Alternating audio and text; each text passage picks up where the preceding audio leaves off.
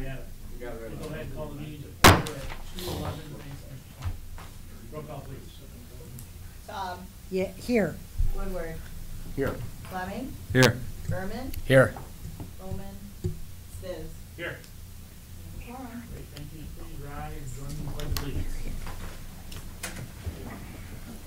I pledge Allegiance to the flag of the United States of America and to the republic for which it stands, one nation, under God, indivisible, with liberty and justice for all. Thank you very much. Take a motion to approve the minutes from the May 8th, 2018 meeting, moved by Top, supported by Fleming. Any questions, comments on the minutes? Seeing none, all in favor indicate by saying aye. Aye. Opposed? Great, motion to approve. Where's my, Take a motion for approval of the agenda for today. Moved by Cobb, supported by Berman. Any questions, comments on the agenda? Seeing none, all in favor of the agenda as presented, indicate by saying aye. Aye. Opposed? Great. Agenda is approved. Anyone here for public comment during the non?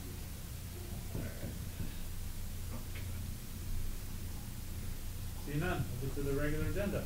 Item number 1, Department of Economic Development and Community Affairs, resolution approving project plan to Detroit Skating Club Incorporated, Charter Township of Bloomfield. Moved by Bob, supported by Fleming. Good afternoon.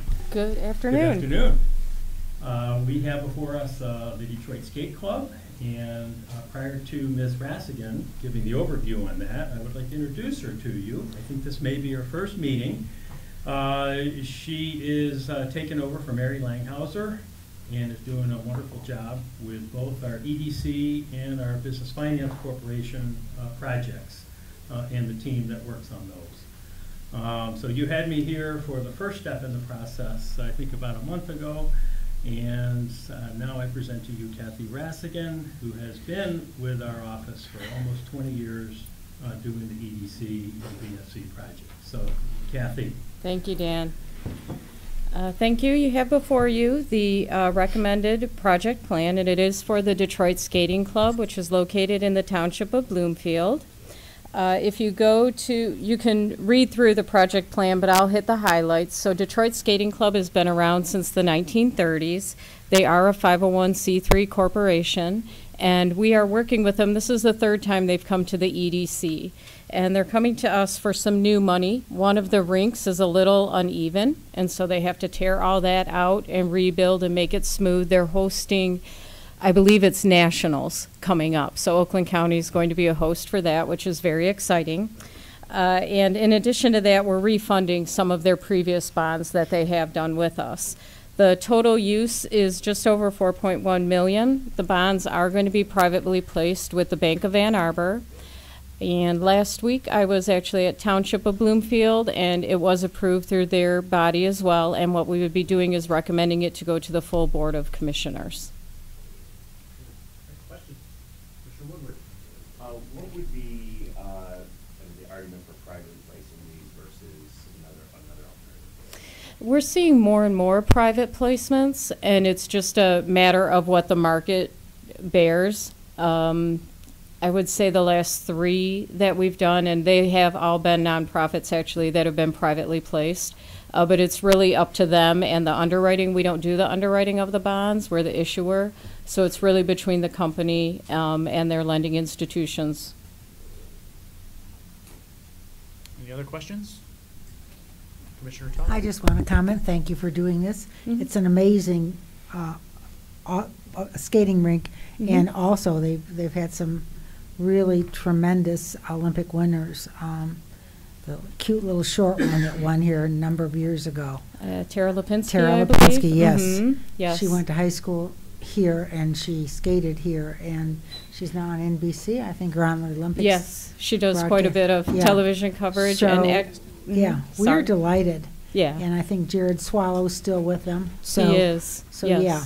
Jared is the managing director there, and he did come with me to the Township of Bloomfield. He's been to our meetings, so very active participant and former Olympian himself, yes. Yeah. And his wife, too. And both Exactly. still live in the area. Yes. Mhm. Mm-hmm. Thank you very much. Thank you. Thank you, Mr. Chair. Thank you. Any other questions, comments? Seeing none, roll call, please. Tom. Yes. Woodward. Yes. Fleming. Yes. Berman. Yes. Bowman.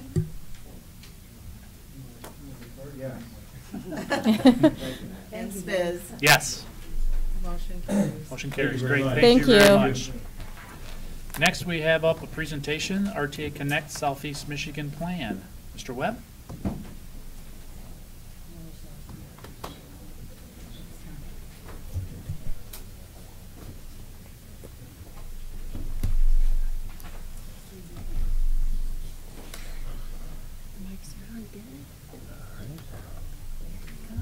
Just use your arrows left and right. Okay. Or your pen keys to move. Great, thank you.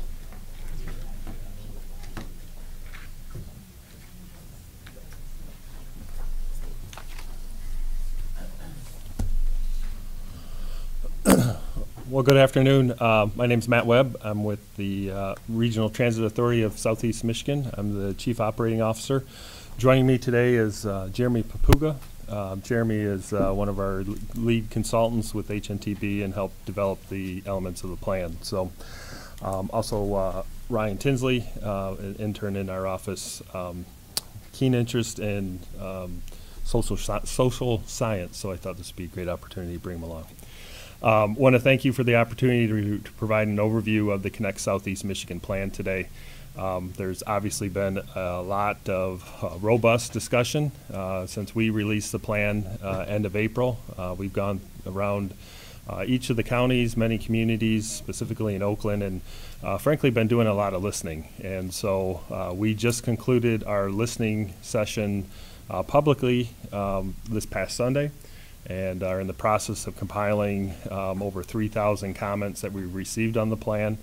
I'll begin with my presentation with the fact that this plan is not perfect. I don't think anybody at the RTA or on our board is saying it's perfect, but we do feel it's a substantial improvement over the 16 plan, and that's primarily because of the leadership and the efforts that went into developing the plan, and with the county leadership here in Oakland, many of the themes have been incorporated in the plan. So I always start out my presentations with a quick background of the RTA.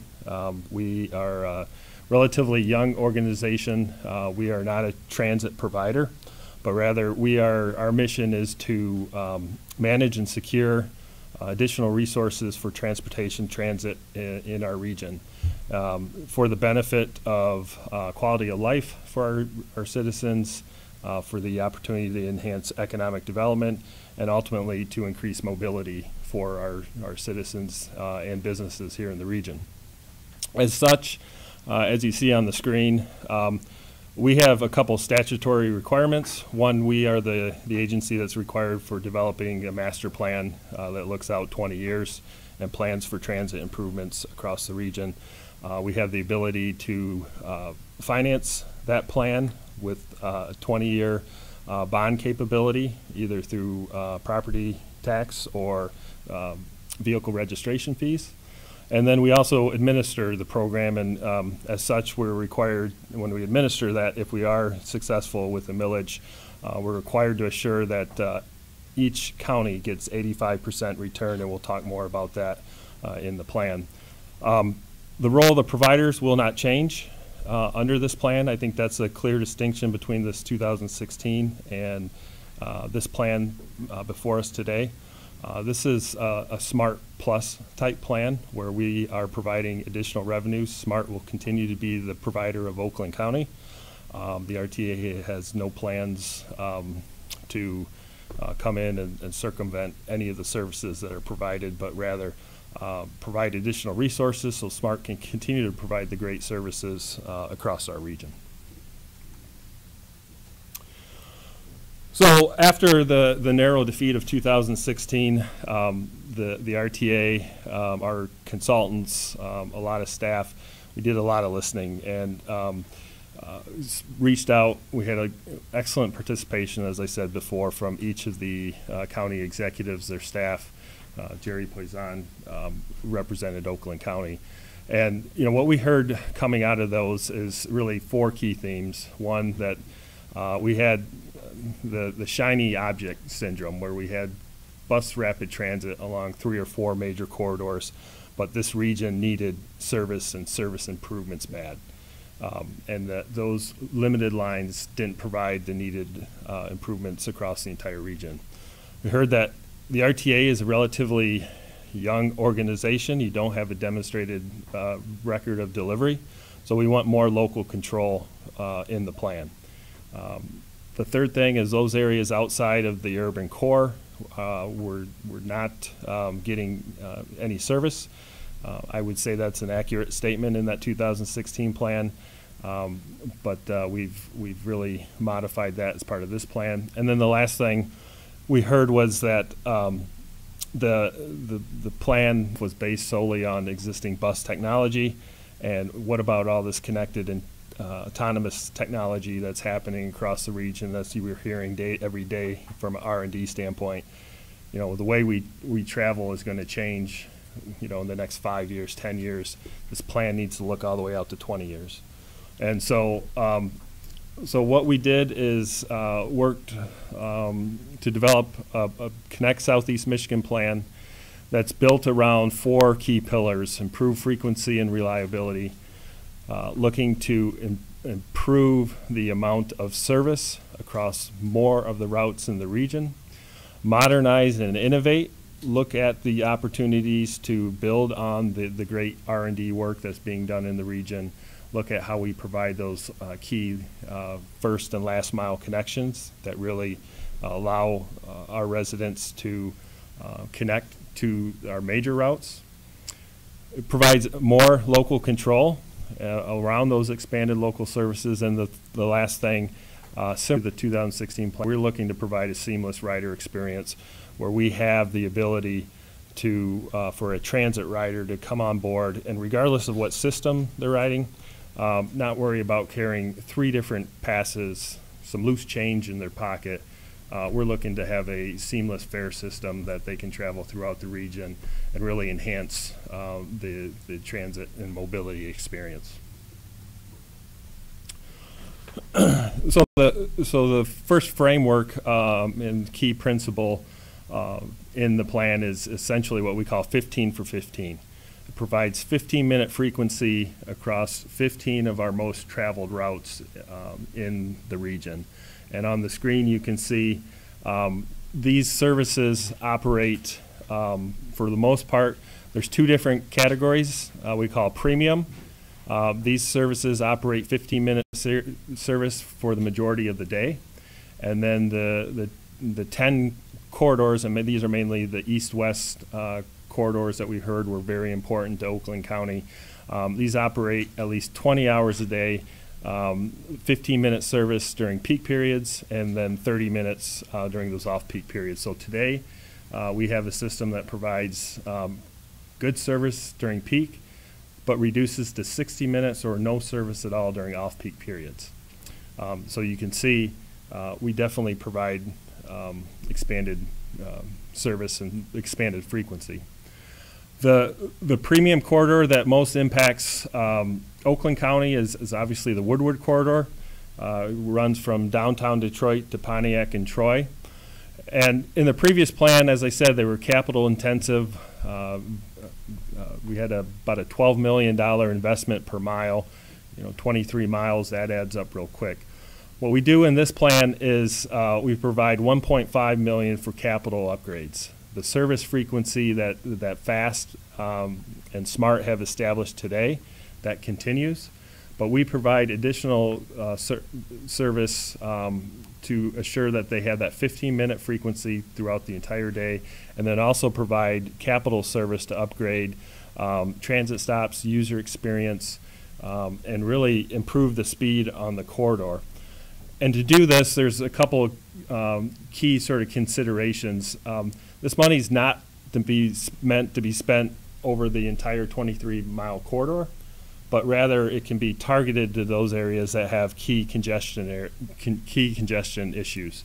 So transit signal priority could be across the entire entire corridor, but if there's areas where we have a need to have queue jump lanes, where we have dedicated bus running, we have the ability to go ahead and implement those types of capital projects.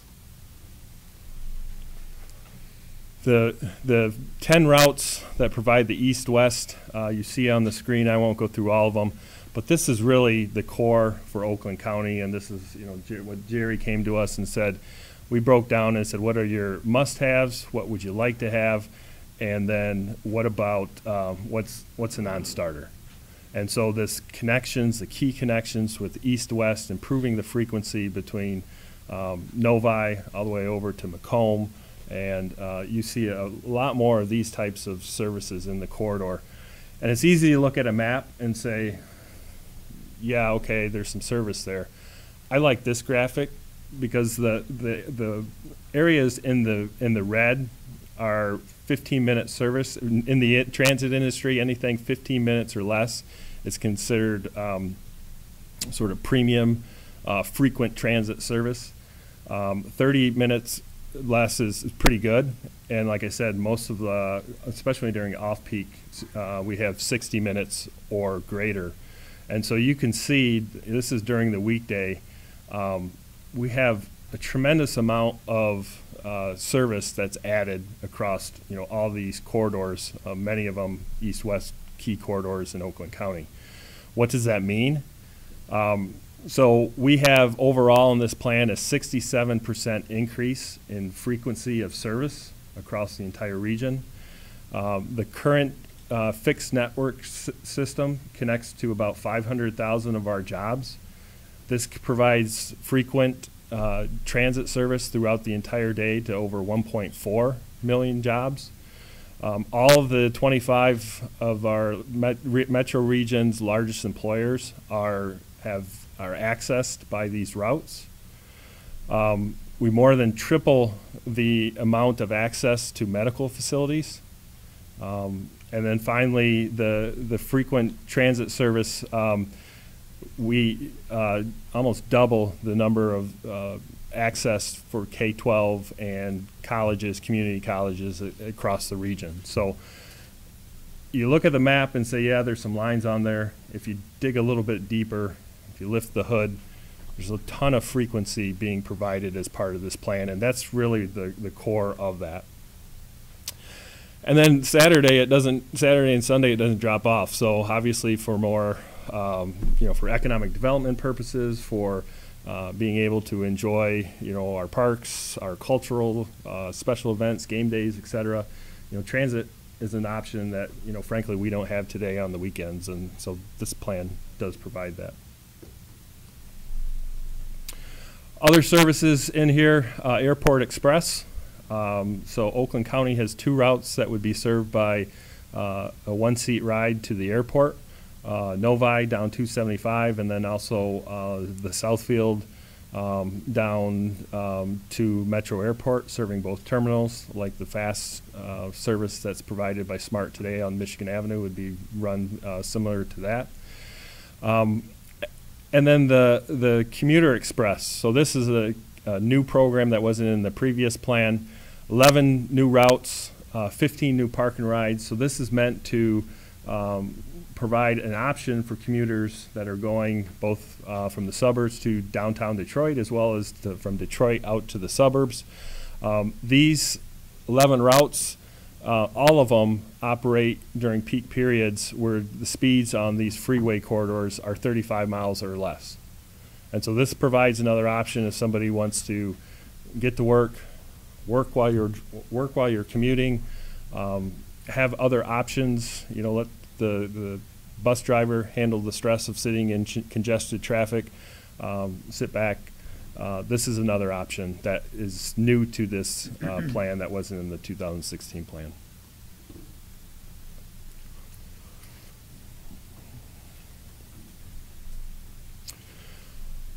Commuter rail, Q-line, both of these are unchanged from the 2016 plan, and we do provide additional feeder access to the commuter rail line.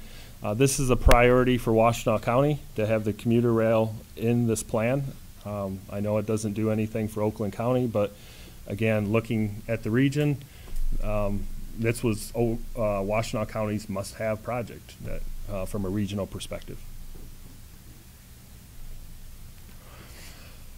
The other key component that this plan, and if you take anything away, that this plan provides is flexibility. So what we heard when we went out and did listening sessions, what we learned this time around that frankly we dropped the ball previously was that one size for transit doesn't fit all.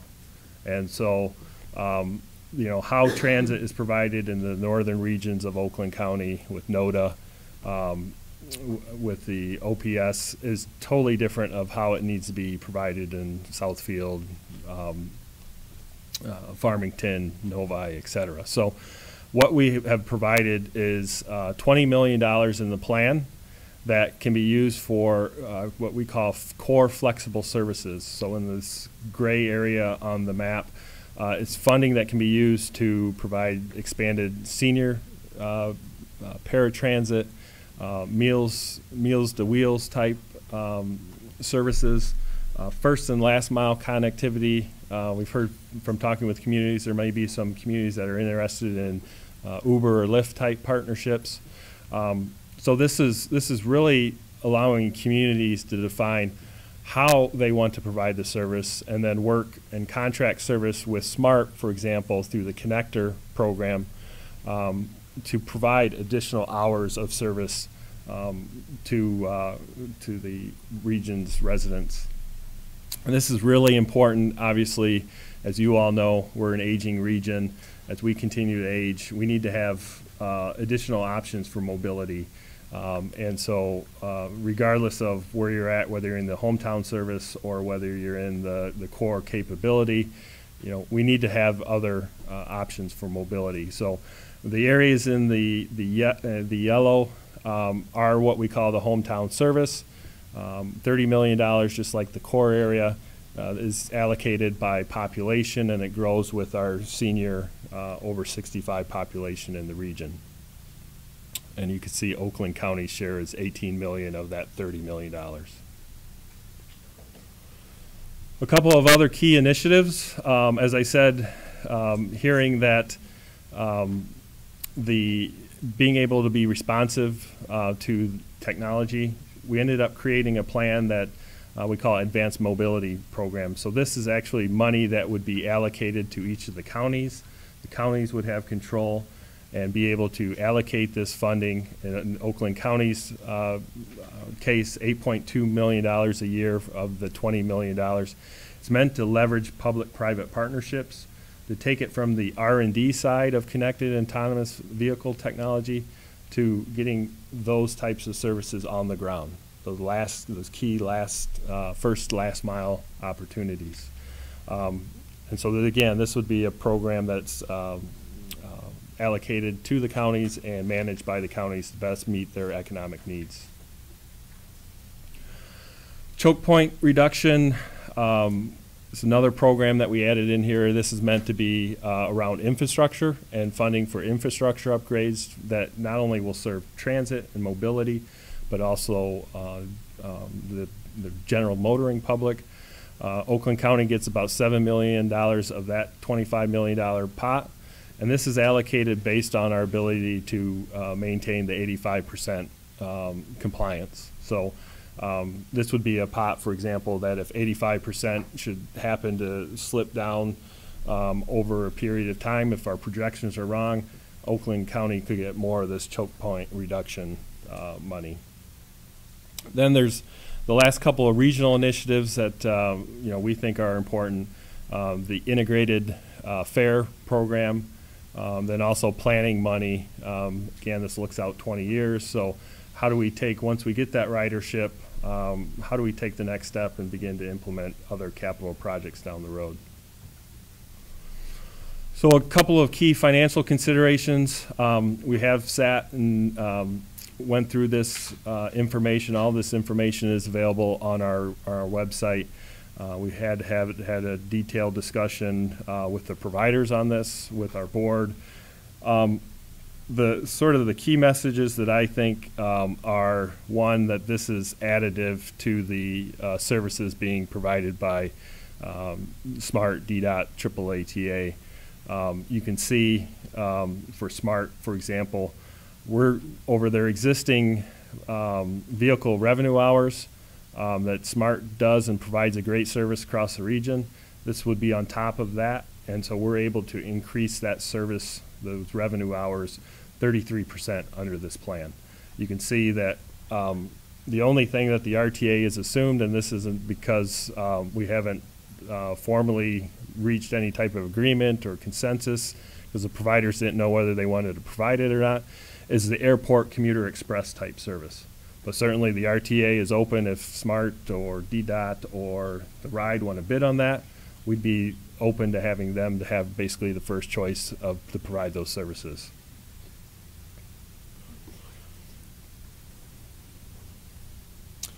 And then this is the total millage that's captured by source. And so you can see, and this is a key component, this is in year of expenditure dollars. So we've inflated it and accrued this over the 20-year period, 2.1. If you look at just 2019 dollars, that number for Oakland County is about 1.7 billion, 1.7 billion some change. So a significant investment that does put Oakland County in 85% compliance. When you look at the additional revenue this brings, and when I say additional, it means it can garner, because of the amount of services that we are increasing, we're eligible for more federal dollars, more state local bus operating dollars, and then any of the fare collected as part of this program would be provided back to SMART, DDOT, and AAATA. And so the RTA is not keeping the fares; those would go to SMART. So when you look at all those things combined, rate of return for all 4 counties is greater than 100%.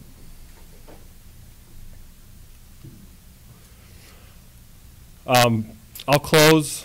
I know there's lots of probably questions, but you know, from an economic development standpoint, we feel that now is the time to have this conversation, to continue this conversation. You know, our population is changing. You know, not only the aging, but also millennial, and the millennials want different options. With the autonomous and connected vehicles and mobility, the way we are moving across our region is changing. And so we think, regardless of the implementation discussions, that this plan is much better, that there's a lot of things in this plan for our region. And you know, I think probably everybody has seen this graph. You probably all, you know, you understand from an economic development standpoint, I don't need to preach to the choir about what transit and better access and mobility can do for jobs and supporting that. So I won't do that, other than the fact that, say, now is the time to at least continue the conversation, and appreciate the opportunity to present before you today. Thank you very much. Questions? A couple questions for Matt and Jeremy. I'll start. Commissioner Woodward. Thank you, Mr. Chair. My name is Matt, and thank you and everyone who's here and who's played a role in participating in this. I think, I guess, this presentation, I think, affirms that this plan is leaps and bounds better than the previous plan. And so there's a few things that I want to go back to, because I think the way that we talk about some of these, specifically some of these improvements as it relates to frequency, which is, for some reason, I think is like too often like left out of this conversation. We know to improve transit, you have to improve frequency. And the only way to be able to do that is either get more vehicles on the road and more drivers on the road to make it something that people will be able to use and matches the convenience of getting people where they need to go on the schedule they need to go. I mean, frequency is the #1 factor of improving the quality and, frankly, usership of transit. And so, seeing that, I mean, the data, I love the chart. It's actually the first time I've seen that chart, which I think spells out that the significant increase in frequency to be able to get workers to jobs and shoppers to shops and frankly seniors anywhere they need to go and that they want to go. But I think, I do want to underscore the investment specific to Oakland County. So as much as I think it's important to, I'm very open about my support of a regional solution to transit. And I heard like I mentioned about like the rail from Detroit to Ann Arbor as like, not for Oakland County because the rail isn't physically in Oakland County, but as someone who spends a lot of time in Ann Arbor, that is a very attractive, for this Oakland County resident, that is a very attractive asset that I would much rather be doing that than be stuck on M14, which is where I usually find myself. And so when we look at the total investment over the 20 years, I just want to think, coming back to some of the things you talked about, is the core flexible mobility. These are dollars and people in the gray zone on slide, I have the number here, page 8 of my little paper here. 15. In the gray zone, that I think it's slide 15. this, in addition to the stuff that we already have, so some of these communities have received community credits already, some that are members of SMART have additional, particularly usually senior transit.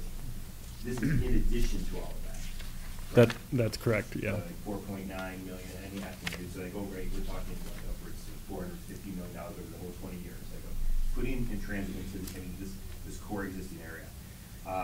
And how does that differ from the hometown service in the yellow area?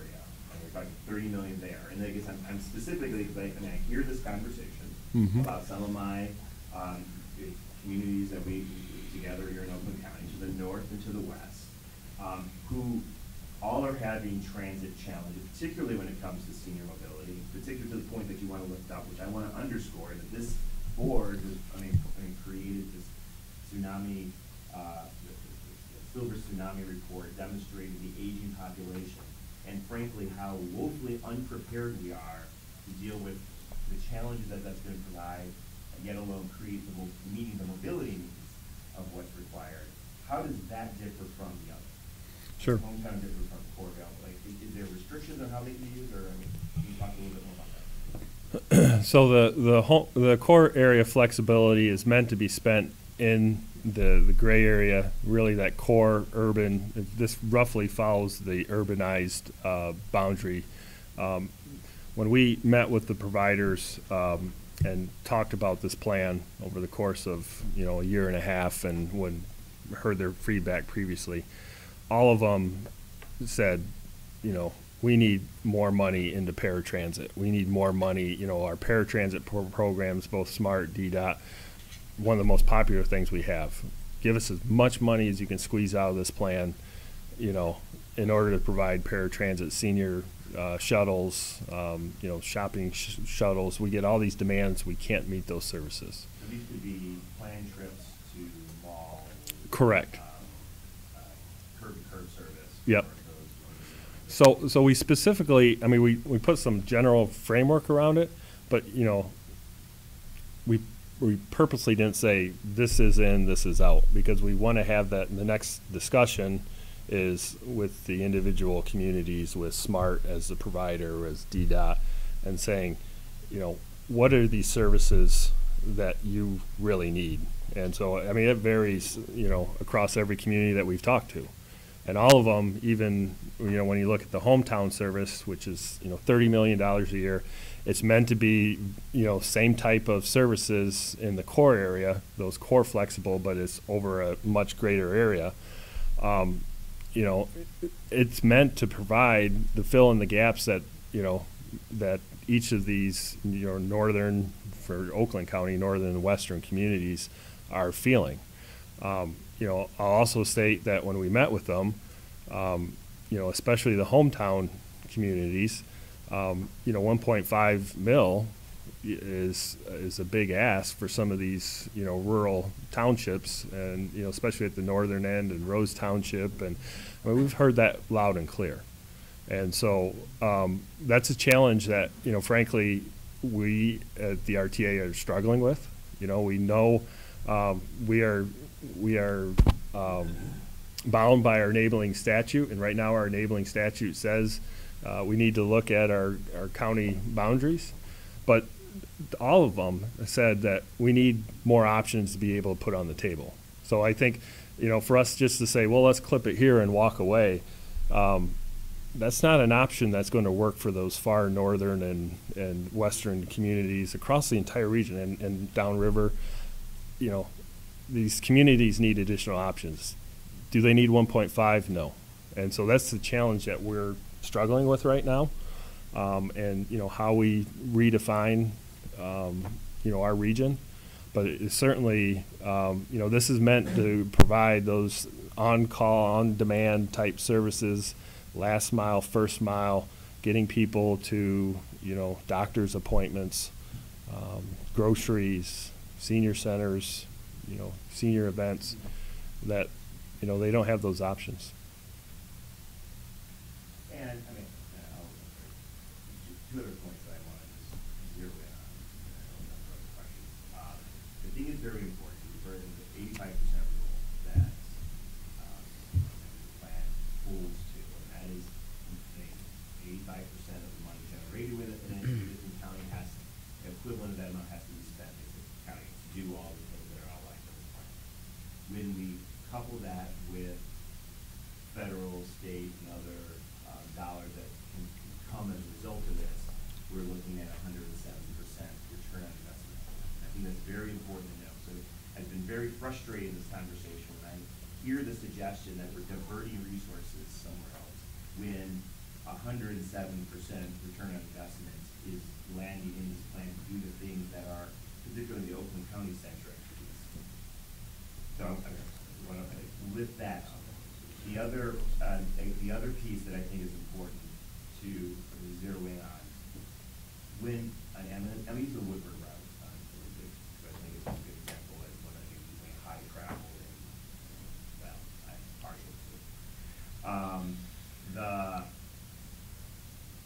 When we improve, the Woodward corridor, even when some of that improvement is outside my county boundary, as someone who uses that corridor, that is an improvement to me.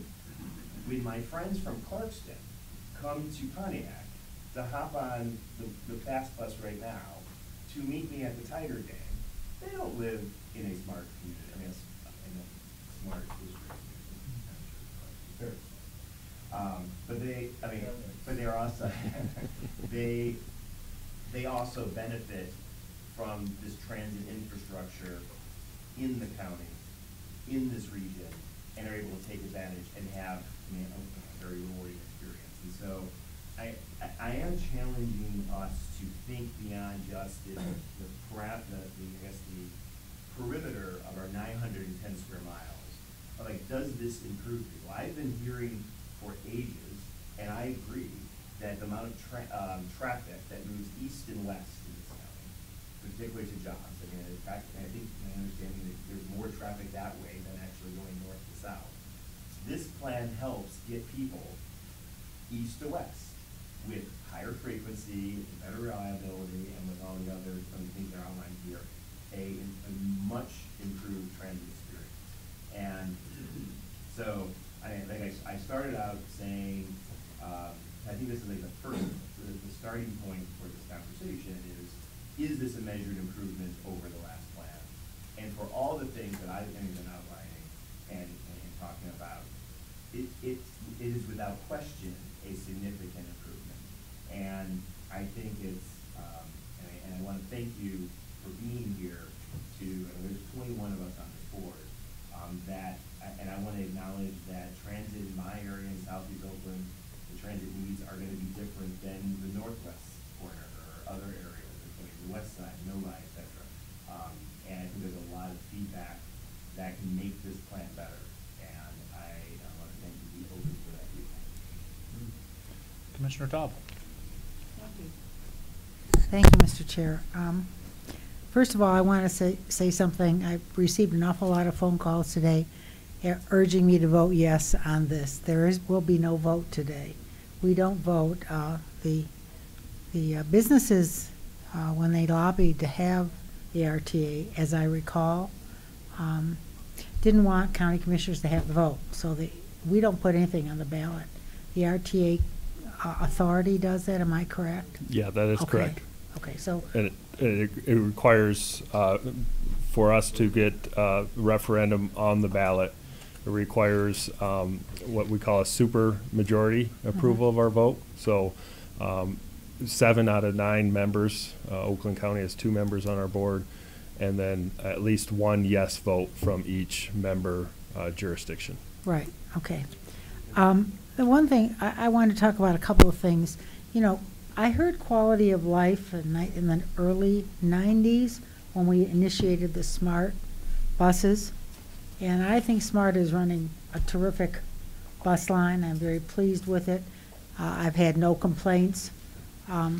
So I'm a little uncertain, quite frankly, as to why we need another route down Woodward. That's one thing that I'm concerned about. Secondly, when you talk about quality of life, and you talk to your constituency, at least mine, I can't speak for any other district, what do you want? What have I been hearing for 20 years? Roads. Fix the roads. You know what? Buses hit potholes too, okay? And so if given a choice as to whether I support fixing all of our roads or putting in an RTA-type transit, you know what I'm going to be supporting if I had the vote. Airport transportation. You know, we are the only major airport in the United States that does not permit shuttles. If I go to Washington or New York or Boston or LA or San Diego or Austin, Texas, name a whole bunch, New Orleans, I can pre-book a shuttle round trip from the airport to my hotel, from my hotel back, and we don't allow that. We don't allow taxi stands, okay? There's only one organization that can actually, I understand that Lyft is able to, or what's the other one? Uber, or they're able to pick up on occasion if people get lucky. We ought to be having that before we put a shuttle in from Ann Arbor, okay, to the airport. And what is the density in Ann Arbor? I mean, I know it's much easier, I get it, I hear you, to not take M14 and 275 or whatever it is that's so crowded. But you know what? How crowded is it? I mean, is it worth billions of dollars? In my mind, it really is not. We don't have density in this community, unlike Chicago or Boston, which is a very old city. We don't have any density here. We're spread out, look at that map, over multiple counties. Oakland County is 90.2 or 10 square miles. And of course, we're not getting hardly any service. We're not getting any, the only thing I see different on your map is that you're shooting service out to Novi and maybe to Rochester. But that's about it. Okay, aging people. They're not going to stand on a bus line. Grandma's not going to be out there when it's 20 degrees below zero or when it's 80 degrees. This grandma won't anyhow, all right? So what older people need is not the frequency, because they don't do a lot of shopping anymore. They don't eat a lot of food. They need to go to the grocery store once a week, maybe, okay? Maybe to church, maybe to other doctors or what have you. And most of that is taken care of, at least in my community, by the SMART minibuses. I don't know what they're called. Jerry, you could probably help me with that. Whatever they're called. Our communities are very well served and get people to where they have to go on the minivans for a very low cost. I think it's $2 each way or something. Sure. Very, very minimal. And the last thing I'm going to tell you is this. I'm old enough to remember just how on budget the People Mover was and just how on budget the Q line was, okay? So I don't have a lot of confidence that even if this thing went through, we'd ever be on budget. That part really troubles me. So that's about all that I have to say. The only other thing I was going to say, if people want to go down to the ball games, stadiums are not filled anymore. Hey, how about the Tigers? The Tiger Stadium is not filled. We're building. Oh, we're building. How about, we're building the team. They did well, 8 out of 12. Okay, what we ought to be doing is encouraging the Illiches and the other people who own the other teams, whoever the Fords, They want people, bring them down. Put some buses out here on the weekends so people can park their car somewhere and pick up a bus at a shopping center. And let me tell you this, it's almost impossible for a family when they spend $40 or $50 for parking and another $25 or $30 a ticket, and hot dog costs what, $6, $7? You know, you're talking about a lot of money. It would make it much easier for them if there was some kind of a shuttle, weekend shuttle, that they could buy from maybe Smart. I don't know if Smart does that, or other places. There are all kinds of places to rent buses from. So that's what I have to say. I'm always open to something, listening to what you have to say, and I appreciate, thank you very much for coming. But I have major concerns, and my most major concern, just throw everything out I said, is fix the roads first. Then I'll talk about RTA. Thank you. Thank you, Commissioner. Commissioner Berman. Well, just on that note, Shelley, and thank you, Shelley. You know, I don't see this as a roads versus transit discussion. I think we need to fix our roads, and conceptually, I think we need transit. You know, I've been to a lot of these cities all over America and all over the world. And there's one thing that good to great cities all have, and that is a way to move people. You guys started out by saying this plan is better than 2016, but this plan is not perfect. And I don't have all the intimate details about the plan, so I do have a few questions. First and foremost, you talked about, you know, the Brandon Townships of the world. And you said, you don't want me to get up there? Is there a toll up there? Yes. And I don't wanna steal our chairman's thunder, but and you said you didn't have a great answer for it, and it's something you're struggling with. So, you know, how do you address those folks that are not going to be getting direct impact potentially? How do you help them understand the value of the indirect impact that they may or may not receive? And I know you mentioned being bound by statute. Is there flexibility in the statute to allow, and I've seen this because SMART does it, potential hometown service opt-out and or a deviation from the 1.5 mil to something less for those hometown service areas? Yeah, so good questions. And so we, as I said, we've been listening. We've been talking. Part of that listening has been in Lansing, and we testified. There was an opt-out bill that was in Lansing last month, and so we testified. You know, I think we need to seriously look at shrinking the limits of the RTA jurisdiction for this taxing authority. That needs to be part of the solution as we move forward. A 1.5, you know, in those northern communities, you know, frankly, there's concerns about how they would spend all that money. You know, they can provide services, but so I think looking at having a smaller footprint, the Public Act 196, the way SMART is organized, does allow sort of two different fare gradations. That may be a solution. It may be a solution that if we go back and amend our enabling statute, look at trying to get provisions so like the 196 to say, you know, a smaller taxing amount in those, you know, more northern and western, you know, those hometown communities. But they certainly have needs. And so, you know, I think as we move forward, we have to look at, you know, shrinking our core region that we're going to go for, you know, an intensive, you know, like this 1.5 program. That needs to be something we look at and put on the table. Look, there's a huge mobility need, and this plan certainly attempts to address some of these hometown service areas. You know, I guess my question is, and you mentioned looking into the future, we need a supermajority, 7 out of 9 of our representatives to get this on the ballot? Do we have time between now and then to get that done? Between now and August, I don't know. I mean, ultimately, we need action in Lansing. Can Lansing move that quick? I don't know. But certainly, you know, there's been a tremendous amount of discussion, business community support.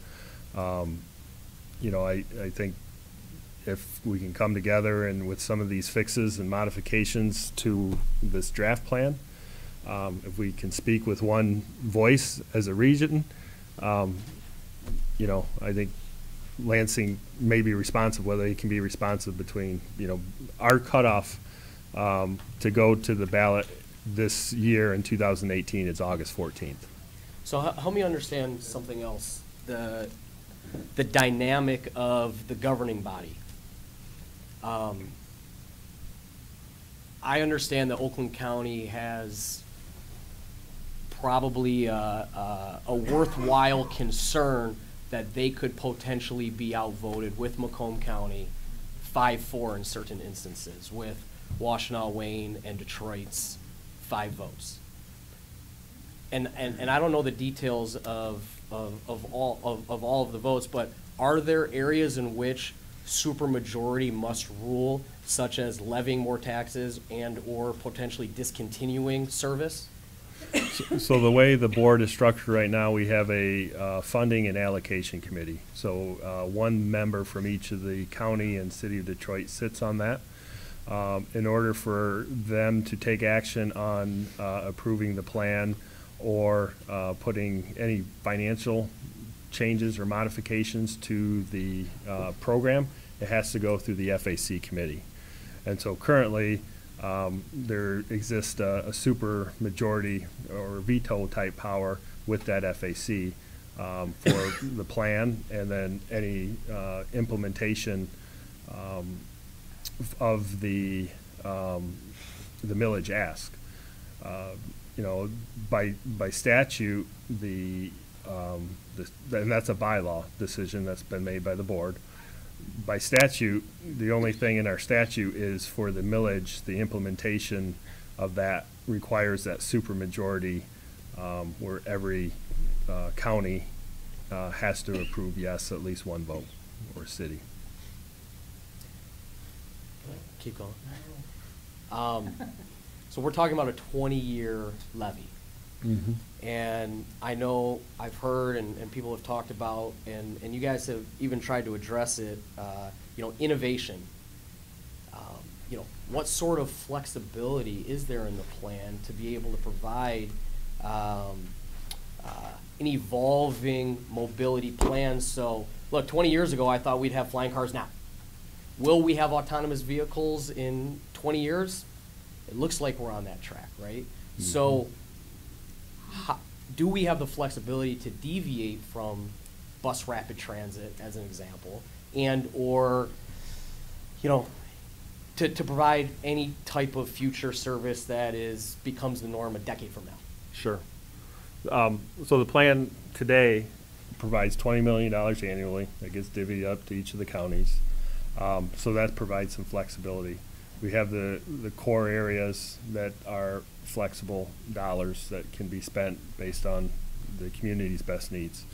You know, the life cycle of a bus is about 8 to 10 years. And so over that period of time, if, you know, bus technology looks like it's phasing out and, you know, everybody is moving around in these, you know, smaller pods and going, we have the flexibility to, you know, replan, just like SMART, DDOT, the RIDE, they look at their services on an annual basis. We're required to look at our master plan by statute on an annual basis. We also are required to make sure that we have 85% compliance on an annual basis, or not on an annual basis, but that we're compliant with 85%. And so that's going to require that, you know, we revisit the plan on a regular basis. Again, Oakland County has 2 seats on that board. The way we're structured now with the FAC, if there's things that Oakland County doesn't like, the way that flexible and the way the program's, you know, modifying, you know, the Oakland County board members can vote accordingly. So there definitely is a checks and balances system in the enabling legislation. It was written that way, and so that, you know, still exists. And you know, the fact that we have to address the plan on an annual basis, I think that allows us that flexibility that I think you're referencing.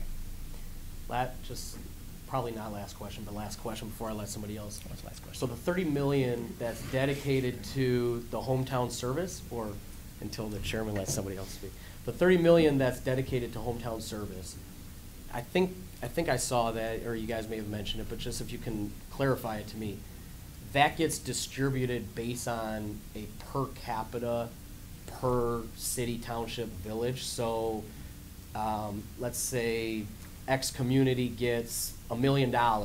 Is that just like $1 million check and they get to decide how the heck they want to use it? And could that potentially be used for improvements in infrastructure like roads? And or, hey, we're going to create a public-private partnership with, you know, X shuttle company, and we're going to, you know, do whatever we need to do, and they just get $1 million check?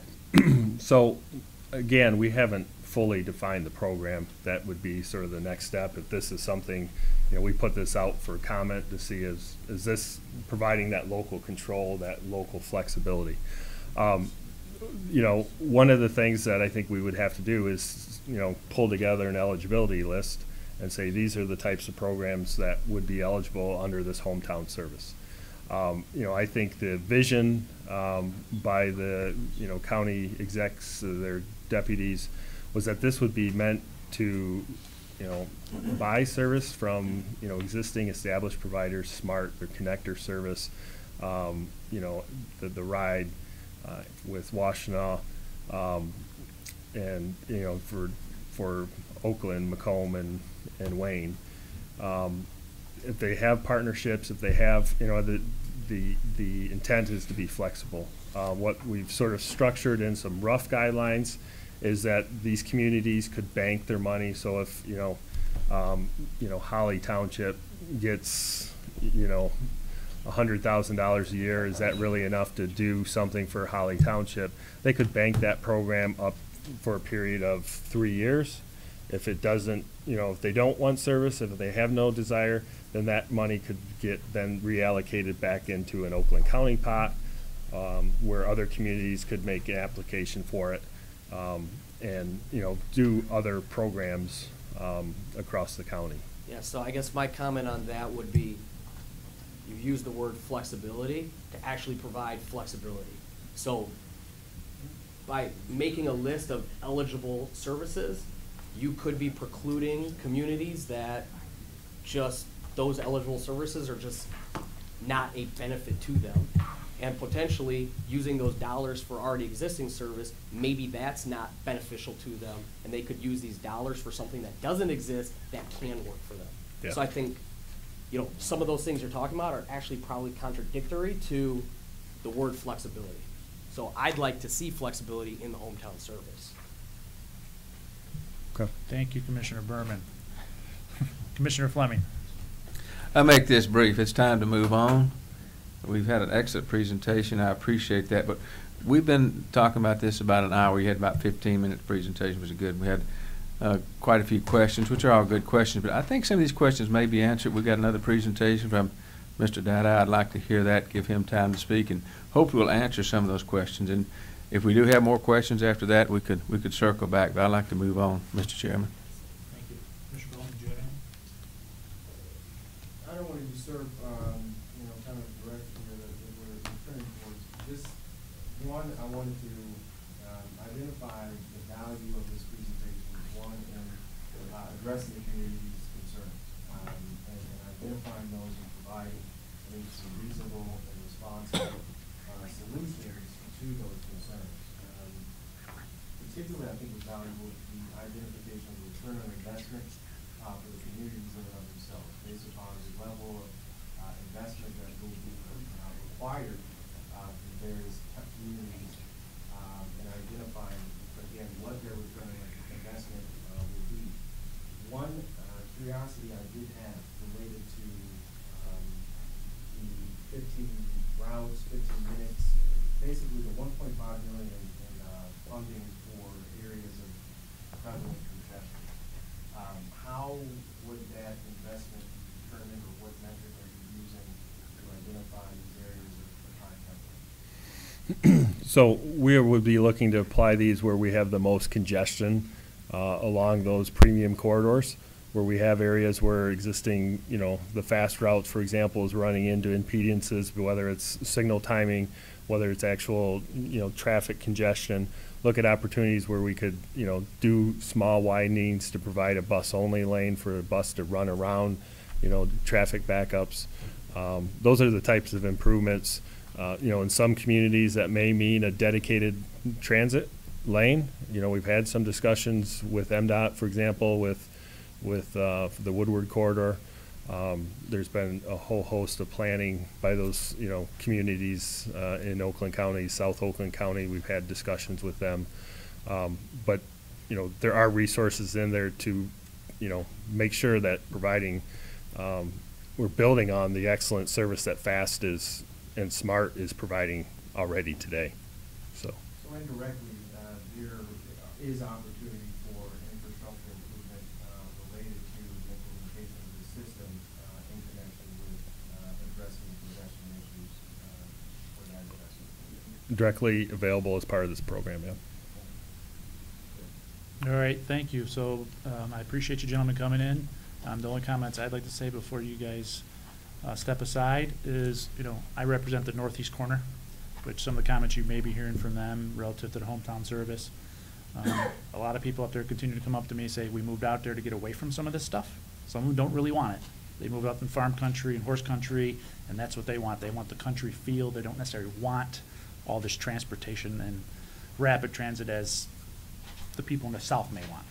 So you may hear that, and I'm not sure you're going to get through to some of those people. And also note that I've already received one resolution from a community up there against this, even though it's not on the ballot yet.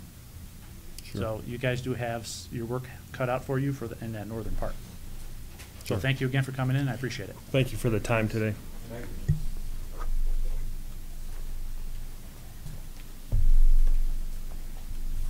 Do I get the trifecta? Well, you're gonna get Oh, only two for one. Everybody's got the documents that. All right. You guys have them? So now we'll move on to Mr. Dadow and Mr. Poison to present the business side of the rapid transit from Oakland County perspective. Mr. Chair, with your leave, I'm going to start, and I'm not personally going to address the plan itself. Mr. Dadow, who's done his usual auditor thing and provided a memo, will. So I think it's important for the record to kind of be clarified to what exactly is going on here. All right? And I don't mean at this particular hearing. It's an informational hearing for the board, and it's great that the board's interested in transit. But I'm talking about the transit discussions under the RTA law. And what I think is important for this board to understand, and for the voters of Oakland County more importantly to understand, is this is another in a series of ongoing conversations about what transit should look like. And I know that Mr. Solvay is here. You remember Mr. Solvay had a career here. His expertise is not politics, it's finance. And he is one of Mr. Patterson's appointees to the Regional Transit Authority. And we thought Tim was uniquely qualified because in addition to being one of the first certified municipal finance officers in the state of Michigan, he has experience with the nuts and bolts of actually running operations, which for those of us who are worker bees across the street, that's what we do, is we run operations within the policy dictates of the legislative bodies. Our other representative appointed by the county executive to the RTA board, Chuck Moss, you know, former commissioner, former state representative, former chair of the House Appropriations Committee. His background is also, he's been appointed to the Oakland County Public Transportation Authority, so he's been involved in transit. He was a member of the legislature, in fact, chair of appropriations when our friends from M1 approached the legislature and made promises of what they do in exchange for state money to build out that project. And we think that's important because the ongoing M1 support is also ultimately an issue for the RTA. So all that being said, we did RTA 1. And when I say we did RTA one, I mean the region did it. RTA one, the first plan went in November of 2016. It was placed on the ballot by the members of the RTA board. The voters had their opportunity to vote, and they voted no. Now, there's a concept that's emerged in these discussions of, yeah, but it was close, so it doesn't count. So it's very interesting to us. But the reason why votes are important for us is the county executive's directive to me was to try and fashion a plan moving forward that promoted transit in the places that wanted transit and didn't force it upon people who were going to be asked to pay a lot of money and get nothing in return. So really, since immediately after the 2016 election, our board members of the RTA board, Mr. Moss and Mr. Sove, when they did the analysis of the RTA of what the heck happened, since they thought they were going to win overwhelmingly, they started pointing out what will become the central theme to what I'm going to tell you, is going forward, we need to amend the statute. If you don't amend the enabling statute, we are not going to come forward with a plan to place on the ballot. There are plenty of examples around the country of transit systems where people point to them as successes, the Portlands and the Denvers, the Seattles, where they have taken an approach that allows the creation essentially of special project districts, special assessment districts, whatever you want to call them, but they're less than the entire geographical area of, say, a county. They split them down the line, usually based upon two things: where the population exists, so there's going to be users, and who's going to receive benefit. So last May 2017, the governor called a meeting that I attended on behalf of the county executive as to the mayor of the city. Mr. Hackle phoned it in. He was on his way to Kentucky Derby, sorry for time sequence. Mr. Evans was there, and the deputies, us worker bees, who carried forward after that, and the county chair from Ann Arbor, Mr. LeBert. And the governor's statement to us was basically, is there something I can do in my last year in office to help promote this, help move transit forward? Are you folks interested in having a discussion? And I think it's fair to say that all four leaders of the so-called Big Four agreed that certainly discussions were in order. And Mr. Evans accepted the task of kind of coordinating the efforts. And the four deputies and Mr. LeBert were assigned to meet and discuss and be able to see what happens. It was at that meeting where I, on behalf of Oakland County, told the governor that we would not be proceeding without an amendment to the statute to reduce the tax footprint and to address some governing concerns that were shared by both Oakland County and Mayor Duggan. The proceedings took place throughout the summer. We worked with HNTP. They're the national consultants, frankly. They were originally hired this time around by the Kresge Foundation. Ultimately, I think the RTA took over, or somebody took over Payne after the Kresge contract was over. But I have in my office sitting there their various proposals and drafts as they went. And frankly, as Mr. Webb pointed out, they certainly recognized the idea that Oakland County was looking for a reduced tax footprint, a reduced taxing area footprint. And they also knew there were governance issues, and these are kind of addressed in various things. So against that backdrop, you should know that what happened to this situation is, as we struggled, I think that's a fair statement, the four deputies and the Washtenaw County rep, to find a mechanism through an amendment to the statute would have allowed a reduced footprint, when we came to an impasse. And the impasse is that mechanism. When the mechanism that Oakland suggested would be a provision in the statute that would apply only to an Act 139 county, that said essentially that the primary mechanism was going to be that the county executives of the counties and the chairman of the Board of Commissioners in Washtenaw would designate the area to be included in the RTA project area. Dave Masseron, the Chief Operation Officer of the City of Detroit, had his team take the first stab at some legislation to accomplish that. When we received that, our response was it was a start, but we wanted to be able to tell our 38 opt-out communities, 37 of which that had voted against RTA 1, all 38 of which had been out of the Act 196 authority for 21 years, how they were protected going forward. I came up with a line that said that the county executive in an Act 139 county couldn't designate any area to be initially included in a taxing area if they had previously opted out of an existing Act 196 authority. So it was narrowly tailored, in my view, to just address Oakland County. And it would give us essentially what we wanted. The next section in Detroit's draft, of course, was an opt-in provision. So people were free to opt in by community. That was going to be, that was our offer, and that's our mechanism for reducing the tax footprint. At that point, the mayor told us he really never understood why I wanted to reduce tax footprint. We knew the money we could get, so he wasn't interested in that.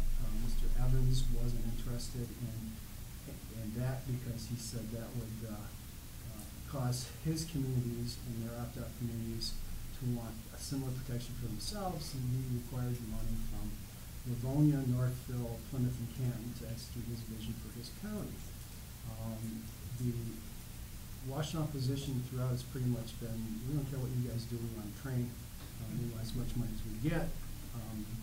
I would say that the evolving Macomb County position was essentially we need to do the roads first. And it became roads first, which is where it's at today. So, against that backdrop, just so you know, in January of 2018, when those conversations hit that impasse, one of the things that, at Brooks's direction, I committed to do was to have our planning department continue to meet with whoever the consultants were going to be, which they did, and peruse the opt-out communities to see if there were programs that we could use to entice them in. And those meetings continue pretty much through this day because there's other ways to skin the cat for the opt-out areas.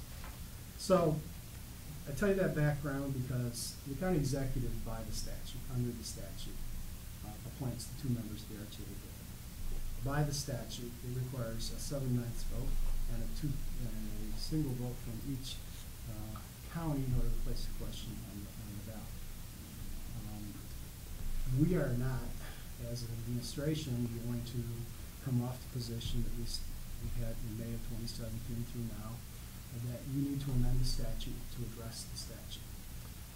The tax footprint is one of them, and it's a major one. But the other issue is governance. There are issues with governance that we have learned the hard way. So think about trust but verify as I go through this next part. I'm responsible for some of the mistakes in this law because I didn't catch them the first time through. But since I'm not an elected official, I can admit that I'm wrong now and then. The major deficiency is there is not a requirement to require a supermajority vote and or a vote from each community to adopt a plan, to modify a plan, or to change a plan during implementation. And as we struggled to put the first RTA 1 on the ballot, one of our requirements for putting it on the ballot was to create a bylaw. We created this funding allocation committee. And that was to essentially by bylaw put in a requirement on a plan for those three items to exist. They did it. We went forward with the vote. 2 weeks ago, I think we had a meeting. The four principals, Mr. LeBaire called in with Mr. Hilligans. And Mr. Hilligans very nicely suggested that there would be a movement afoot on the board to do away with that bylaw so that they could place the plan before the board without a vote from each county. So that they could establish, in fact, that there was a plan that the majority, a 5-4 majority, would have put on the board. Now, us lawyers can think of reasons to fight that, but I want you to understand it's trust but verify for us. We will never submit this county's 62 communities to the whims of a 5-4 majority controlled by people outside the county. And they're asking us, by our calculations, for $2.5 billion over the next 20 years. There is nothing in the plan that may be before you or that you have seen that guarantees any return on any route to any particular community in this plan. This plan is an intention of what they could do. Okay? And so why are a guarantee important? Well, the 85% rule, frankly, we put in the law, we being the folks drafting it back in 2012.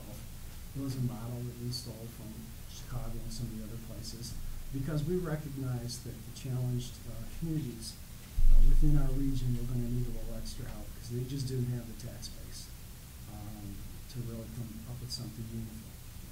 Now, understand on this current proposal, a 15%, the so-called 85% is worth about $810 million. And so to the extent that somebody would indicate that we're not stepping up and not stepping forward potentially to help the region with a regional view, I think we should reject that out of hand. Number two, also remember the 85% rule is a minimum rule. It's certainly not a maximum rule. So as you want to be flexible in developing a plan, it's not a case of saying, well, 85, you already hit your 85% and you get no more.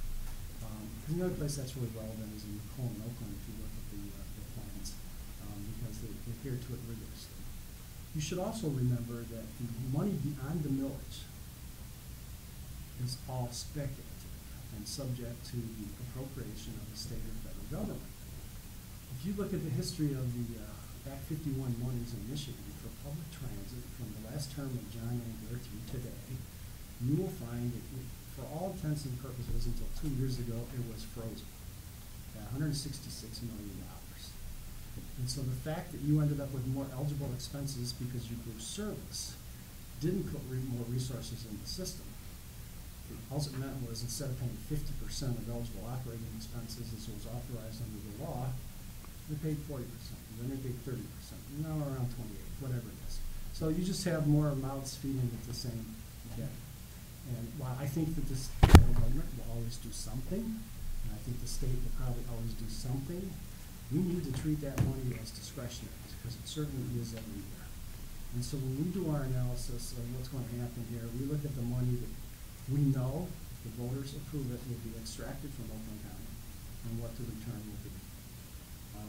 So without an amendment to the statute to address what I'll call a guarantee, or whatever you want to call it, some protections, so at least some appointed official from Oakland County has to adopt the plan, adopt a modification of the plan, or the implementation of the plan.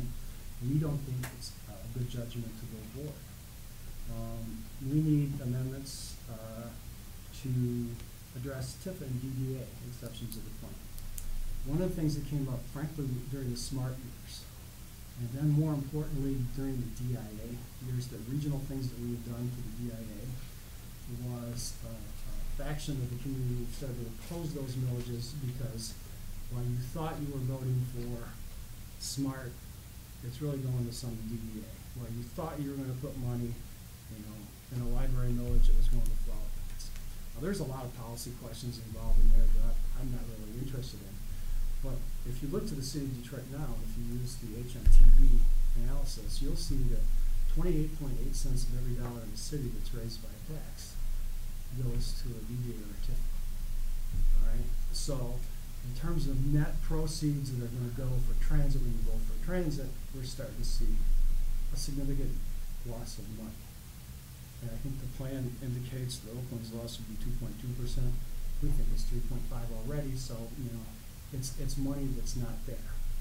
On the other hand, well, if you plan to have more money than you're going to have, obviously you're going to have to change the implementation of the plan. On the other hand, the voters are always going to pay the 100%. I don't care where the deviations are going. They pay the 100%, and then the money gets distributed. So the impact on the voter is the face value of 1.5 cents, but the plan and the development and the execution, you have to take into account the deducts. One of the ways we started to do that, you start to see legislation now for specialty millages that blocks the diversion by DDA and TIFs. That is an ongoing subject that is, there's not necessarily agreement among the four counties and the city at the table on what should happen there. Amendment to the purchasing policy, we want a supermajority vote. The apportionment of federal funds, you might have heard over the years, the so-called 65-35 appropriations issue. For years, there was an agreement made in 1989 between SMART and UDOT. SMART's creation that set up the 65-35 that required unanimous decision to change. For 20 years, it never changed. The net effect to SMART, had they been treated as the independent UAZs, for instance, the way Ann Arbor is, they would have realized about $100 million more over that time period for investment in their buses, and the problems that we had keeping buses on the road would have been less. Now, make no mistake, it's a zero-sum game. GDOT was giving the problem of that, the benefit of that for their fleet, as it were. And the change in the deal between the suburban communities and the city for the people mover didn't happen until the Granholm years. Originally, when they went over budget and construction, the Big Four cut a deal that would allow capital resources to be dedicated to people mover, but never operation. Granholm and Gloria Jeff came along, they decided to send operational money out of the $166 million to the people mover, a couple $1 million, I think, a year. So that goes on. So again, the long and short there is we think the portion of federal funds should require a supermajority plus one. The final thing on the amendment type thing is the statutorily established true-up. We need statute to say, all right, we need a true-up. What's the true-up? When do you measure that the 85% rule is being complied with? How do you measure it? And how often do you do it? During RTA 1, I think the initial discussions, the RTA suggested, yeah, we do this in 10 years. Well, the problem with that, of course, in the real world is once money is spent, you cannot spend it.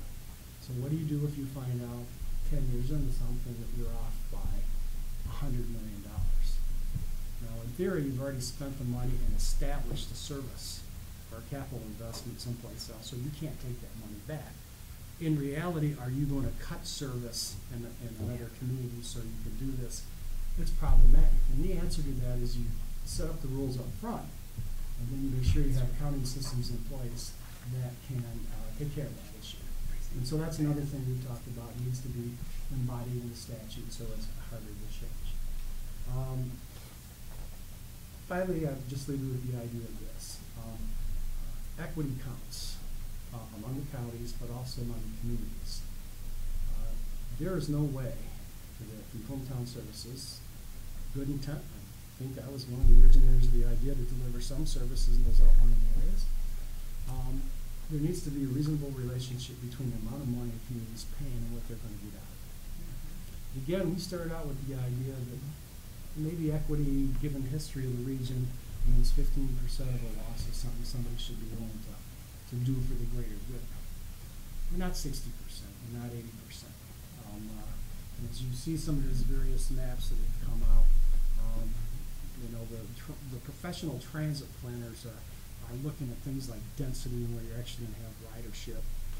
And you get whole segments even within the so-called opt-in area where there's really not a lot of service. And perhaps that's because, for instance, nobody's going to get on or off the bus in Bunker Hills, in reality, type thing. So they're balancing that. But we need to make sure that the money's available. I started out by saying there's a lot of ways to skin this cat. I don't personally believe that there's any way to put this question on the ballot this time. I don't think it's going to happen. I don't think the legislature has any appetite to address the issue, because when I went looking for representatives on the Republican side of the table to sponsor anything, I was met with, I would tell you silence, but I was met with other things besides silence. On the other side of the aisle, Macomb is, I would say, firmly set in their position that they're not placing anything on the ballot until they have the road issues. Now, I have been part of discussions going forward. What do we do and how can we keep it on the road, which I know Oakland, whether it's me or not, will keep going forward with discussions. I think there's suggestions, obviously, we have to amend the statute. There's discussions about whether or not you put in something so part of this money could go to road improvements in the communities, for instance, the outlying communities. I realize that there's not enough money in the universe on roads right now. I look at the little project in my neck of the woods, like Warren, where you're welcome to come here. Just the 2.9 miles, whatever it is, from I-75 up to Walden Road. The rebuild process is a $48 million project. And this is a little segment, so there needs to be a way going forward. And finally, I'll say the footprint that the Oakland County Executive put on the table was designed to allow the opted communities that through 21 years of voting have indicated they want split transit and they want more. Voted for RTA anyway, to switch on two communities. And they could. And just using that footprint, we would have put $1.2 billion. $1 billion into the plan. That's something that would have $200 million to help the region, but that was rejected. We don't apologize for putting that forward, and we won't be coming off that proposal anytime soon. So against that backdrop, Bob has a long memo on details within this plan, but if you want to ask me any questions before I go sit on the sideline, I'd be happy to answer them. Any questions for Jerry before he sidesteps this?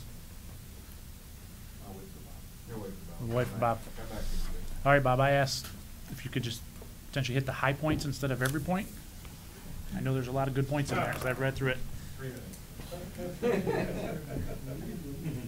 Do your best. I know it's... I'm on salary. I have distributed through Phil, thank you, Phil, 2 documents. One is entitled Business Issues Associated with the Regional Transit Authority Master Plan 2.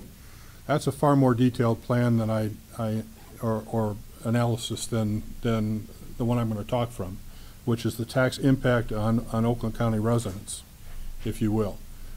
The latter plan's about 6 pages or 13 pages. The handout that I'm going to be talking from is the tax impact statement. They were based on 3 documents I received from a board member. One is, if you will, the framework summary that I believe you were sent, which was issued in mid-March. The draft May 2018 Southeast Michigan Transit Plan that went to the board members just before May 10th. And a document that covers a spreadsheet on the financials, if you will, model and the costs and revenues, if you will.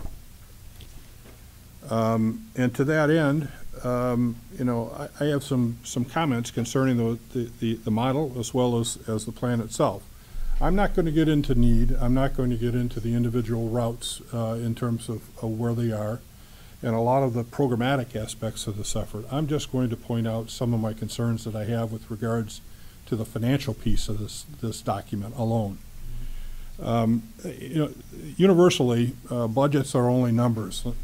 The real area that you need to deal with is the assumptions. The assumptions drive the numbers. And I have some serious issues on how the assumptions were assembled and ultimately driving the numbers. One of the items that I personally did during the course of the Plan 1 was try to address 2 issues in the summer of 2016. One was the 85% rule. The second one was governance. And to address your, Commissioner, your issue here on the how do local units in the opt-out communities receive their allocation monies so that they ultimately have input into the process. I tried to deal with that issue. We got a resolution through, I think, on the 85% rule, but that resolution was proffered to the board and passed before the group finished its work. No such resolution was prepared in 2016 for the governance and allocation of resources issue that we attempted to try and nail down. The board never took action. And in fact, ended all discussions in October of 2013 or 2016 with Oakland County Because in my belief, they had the votes. They had the polling numbers, and they were satisfied that they can get the thing through without our involvement. Now, at that point in time, I issued a September 26, 2016 listing of issues that were virtually the same issues that you have 2 years later in front of you today. And I'd be more than happy to provide you the September 26, 2016 listing 1 month before the vote, because we had no other adjustments to the effort because they wouldn't meet with us. So to that end, many of these issues are very much redundant of the same mistakes that were made in the first go-around.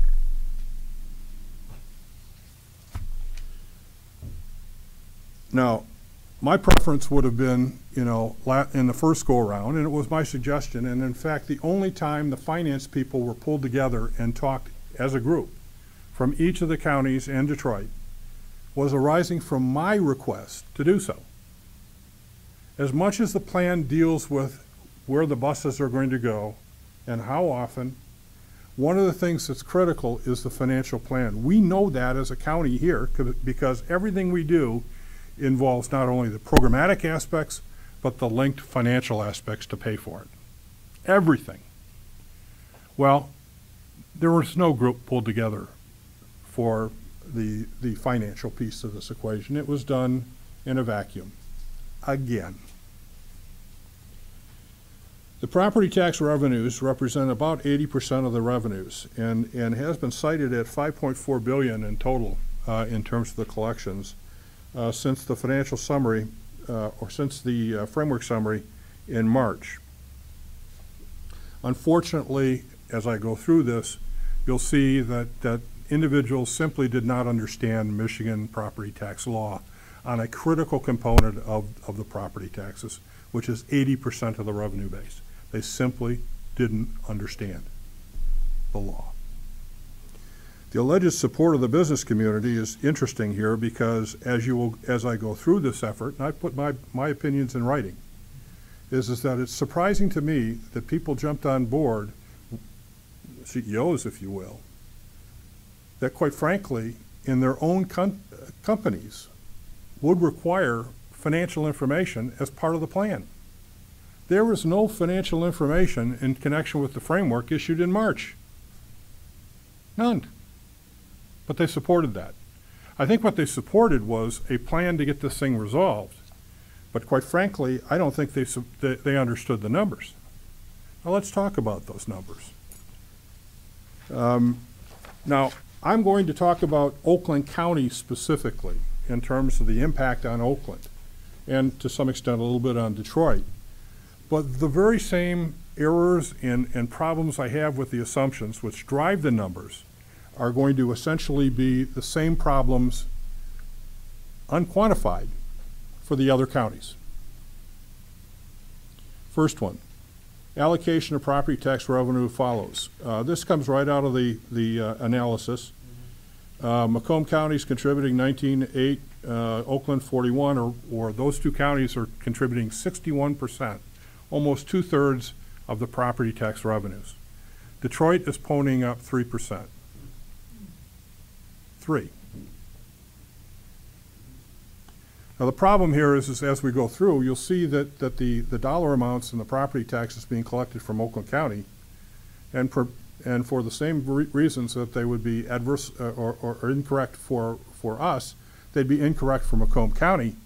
These percentages go up for Oakland and Macomb and would drop as a result in these other counties. In other words, the 3% isn't the 3%. It's going to be something less than that if we had the numbers for all of the counties. Let's start out with the first error, if you will, the wrong taxing period. If this were to be passed in the summer of 2018, it would go on the ballot in November, presumably for a tax levy December 1st, 2018. What taxable value period do you use? December 31st, 2017. The plan used 16. Now, the problem here is that you, in the way in which they've approached this model, and there's various different ways you can do this, is your base year has to be accurate. Absolutely has to be accurate, because you're doing inflation factors and adjustment factors to get to a 20-year term, if you will. So your base is critical to be accurate. This is the same mistake they made last time. They used the wrong year. Now, what impact does that have? Well, geez, you know, they missed $2.58 billion in taxable value. $2.58 million in Oakland County alone. That was a 4.71% increase in our taxable value in the single year. 1 year. That's kind of important when we get into the next issue. 1 year, 4.7. In our plan, which is sitting up on our website, we have 5, 5, 4.5, and 4.5 going forward. That's in the strategic plan that Lori passed out to the board and did a presentation to the Finance Committee and put on the website. 5, 5, 5, 4.5, 4.5 for the next 5 years. Growth in property tax revenues. You start out with a base. Now let's leave for the moment the issue of the wrong taxing period and assume this is December 31st, 2017. What you need to do is a very simple formula. This is 7th grade algebra. 7th grade. A times B equals C. Wow. Millage rate times taxable value equals property tax revenue. The 1.5 is fixed. So what's the variable? Taxable value, which will drive revenue. Simple. 7th grade algebra.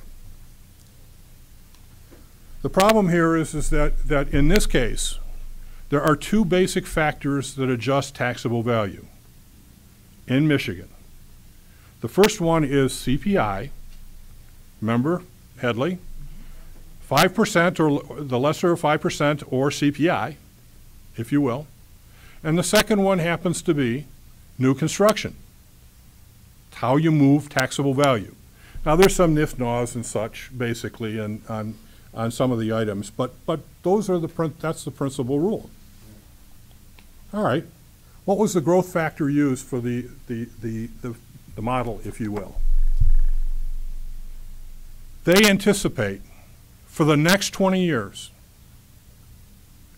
0.37% growth in property taxes in Oakland County. 0.37%. Now, I just told you the error alone in shifting from 16 to 17 jumped our taxable value 4.71%. That single error is equivalent of 13 years of increases in their model. Nice job. Now, how did they come up with the 0.37%? They got it from SEMCOG on the number of housing units to be built. Now, is that an 800-foot bungalow or a 15,000-foot, $5 million mansion in Oakland Township? Because it's not valued on the basis of a house being built. It's valued on the property's value itself, if you will. They used the wrong metrics for the second time. It gets worse. Last time when I indicated this problem, they used 1.2% or 0.12% plus CPI. Well, they were a little bit better off last time than they were this time because they dropped off the CPI this time. They only used 0.37. Even if we didn't have a dollar's worth of new construction, not a single dollar in 20 years, the minimum increase in taxable value on an annual basis would be the CPI, which they have stated in the report is 2.4%.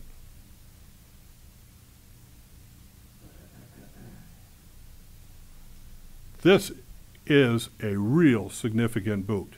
And we're supposed to vote on this?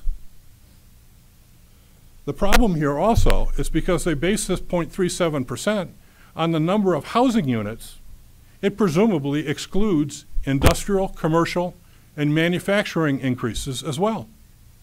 We will have some of that sometime in the next 20 years. Now, the dollar effect of this here, when I actually went back and used the CPI that they had in there of 2.4% and included a 1.6% increase. Now, I just told you we're at 5, 5, 5, and 4.5, 4.5. So I'm picking 4 to be on the conservative side, if you will, going forward.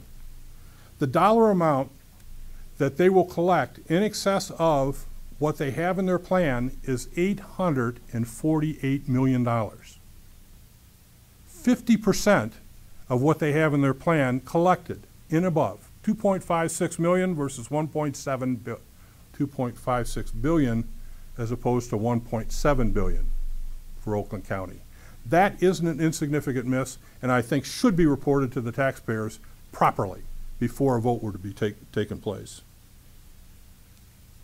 Now, if this were prorated, you know, if we're 40% and you take the 8.4 million, or 848 million, and presume the same problem exists in the other counties, that's additional revenue that they missed to the tune of $1.5 billion to $2 billion that they'll get more than what they're telling the taxpayers when they vote.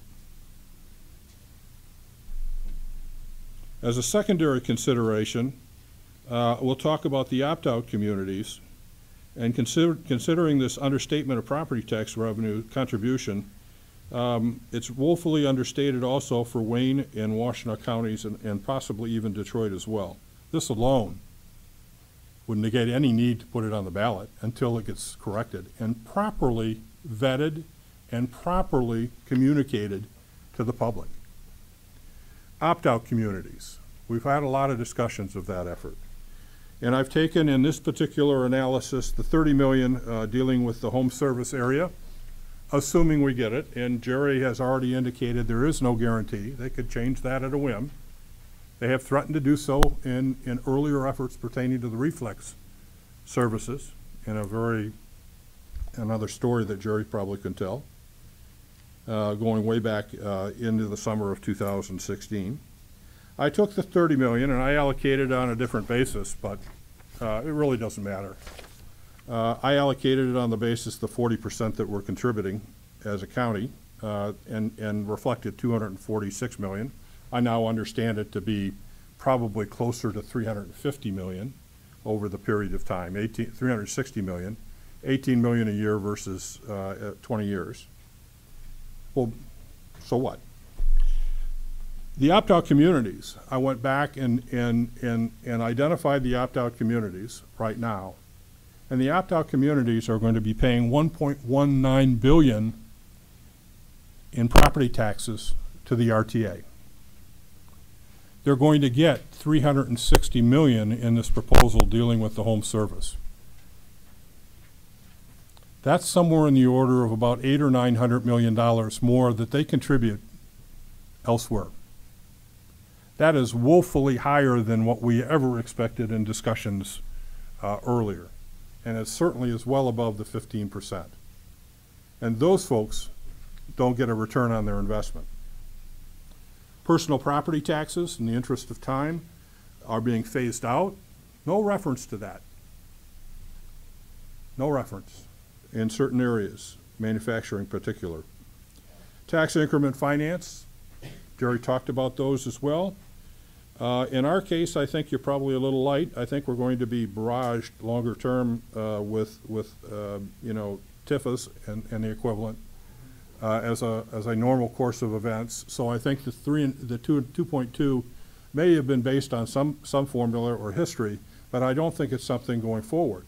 Somebody here sitting here, you know, and participating in the financial preparation of this document would say, wait a second, that's not going to be the history of what, or the future of what we're going to see. We're going to see more people pestering us for TIFAs going forward. So I suggested it be closer to 3.5. That actually, you know, goes in the opposite direction. The interesting piece here is that the TIFA for Detroit will be able to shunt off about 28% of the revenues collected that people will be voting for, but go into a DDA, TIFA, or something similar to that. And the principal TIFA is in downtown Detroit. The dollar amount that I've estimated in that particular area, you know, could be upwards of about 50 million in shunted revenue. Enough here to contribute to the Q line? Quite possibly. But that's not even being discussed, apparently. The chargeback provisions and delinquencies, again, another problem raised last time. They have now estimated that the chargebacks for and delinquency losses at 1% for everybody. Well, if anybody goes to our CAFR, they can go into our statistical section and see that our losses over the history is about 0.5%. So we just got whacked for, you know, a shortage of 0.5%, which is a nominal amount of about maybe 13 million. But where this is interesting is they gave credit for delinquency in Detroit of 1%.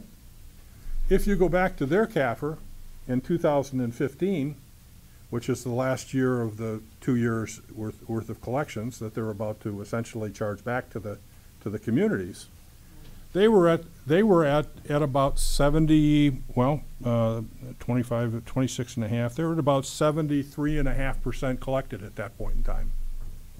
So they were getting ready to charge back to the communities. In our case, that would be the RTA, you know, in that process, 26%, not 1%, 26%. That wasn't factored into the 131 million they expected to collect from Detroit. That would lower, if you will, their percentages quite a bit. Another one here. Within the document, if you go back to the individual counties, and take a look at the line item that they entitled RTA millage funding. The RTA millage funding here for Oakland County, if you will, from year to year. Now remember, we go back to our 7th grade algebra. A times B equals C. Millage times taxable value equals revenue. 1.5 is fixed. Taxable value is the only thing that varies. But remember what happened in the Great Recession is as the taxable values declined by parcel, they reset at a lower number and can only increase by statute by two things: CPI and, of course, new construction. So any reduction in the revenue means a reduction in taxable value. Let me just read to you, you know, what they have for that line item going across, if you will. In 19, 69.8. In 20, 48.8. If taxable value dropped by that amount, the next number ought to be no greater than CPI and new construction for 2021. But you get to that, it's 49.8. Okay, not too bad. You get to 2022, it's now up to 71 million. In 2023, it's up to 105 million. Can't happen. Not possible.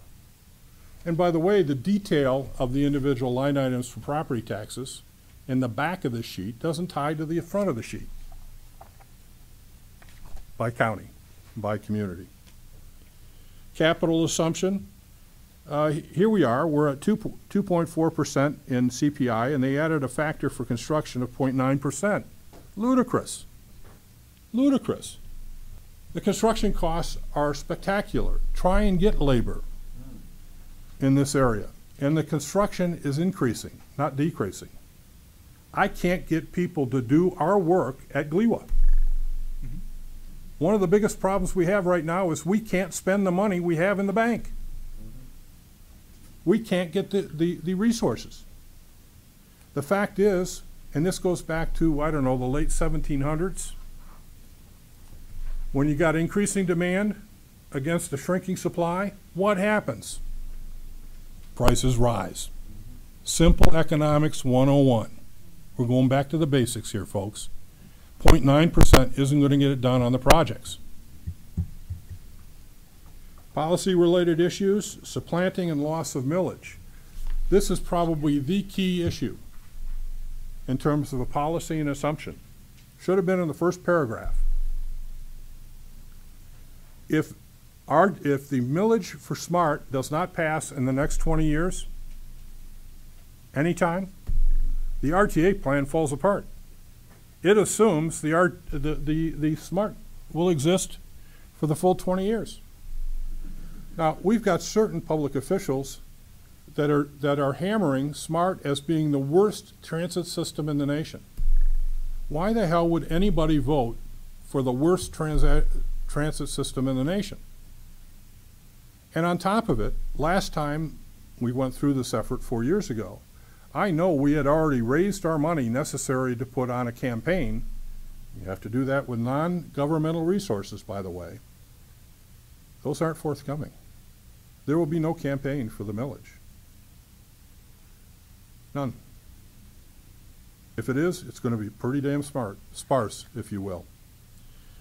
The other issue that exists is that we have an entity called the City of Detroit, to some extent, Ann Arbor, has 60 million and as much as 100 million in DDOT each year. I used 80 million from their general fund. They do a subsidy of about I used 80 million. What happens with this excess money that comes in? The excess money that I just gave you in terms of the dollar amounts for Oakland County, not least of which happens to be the other counties, becomes essentially available for additional services. But seeing that, will the council pull back on the appropriations?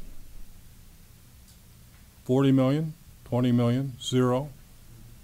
With the expectation that the RTA backfills those monies, effectively taking our RTA dollars as well as other counties, and essentially providing, not unlike a lottery issue, to the general fund? There is no provision for a minimum expectation of appropriation into DDOT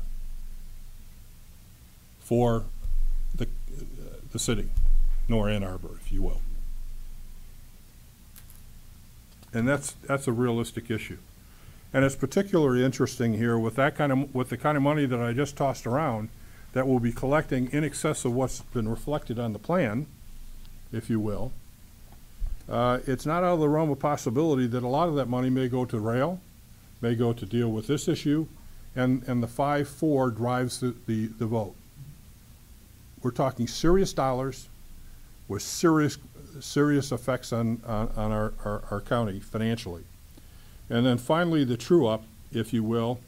I spend a third of my time dealing in GLEWA with cost allocations. And I can tell you they have been brutal in those discussions. And I haven't brought those things back to you, but I can tell you it is incredible, the detail that we have to go through dealing with cost allocations. I raised the issue back in the summer of 2016 that you need to prepare for a cost system, if you will, to track it. It's one thing putting 85% into a piece of legislation, tossing it on the table, and saying we're done. It's quite another trying to track the actual costs to an individual route within Oakland County, within Wayne County, within Macomb County, accurately. Particularly when some of the folks in our case, indeed in Detroit's case, take a year to close the books. I don't propose that given the size of the RTA that would occur here, but I'm not aware of any situation where they have dealt with the underlying cost accounting necessary to truly track this 85%. And we were in the process of dealing with that issue at the time the board last time approved the 85% rule resolution. But we hadn't gotten to the point of how do you track and how do you deal with the actual allocations, not some legislative intent. And there is much a difference between those two items because we live in the real world. And quite frankly, Jerry was right. The first proposal from them was a 10-year true-up, which means that you'd have to start truing up the differentials in year 12. And we shortened that up to doing something, I think, over a 3-year time frame, including setting money aside. But that was only one piece of the effort that this group that I pulled together attempted to do. We weren't done with our work when the board approved a resolution. There were many outstanding items that remained on the 85%, several outstanding items on the 85% that needed to be nailed down, but never were, because the board approved it and moved on to the notion here of not meeting with Oakland County because they knew it would pass the first time around. All right, Bob, thank you very much for that detailed report. Any questions for Bob? I think we get the gist of his report. Just didn't know if you had, Commissioner Woodward had questions? Yeah, well, so let me understand this. Okay? This entire plan, my understanding is this entire plan is built on numbers that CENTCOG helped produce. Is that accurate? I don't know where the numbers came from. The only thing I know of is that they cited the housing unit information came from SEMTOG. Okay. I don't know the rest. All right. Let me back up a little. These numbers didn't pop up yesterday. That this has been an ongoing process. The RTA has been meeting for a year. I mean, I just. Tim, you,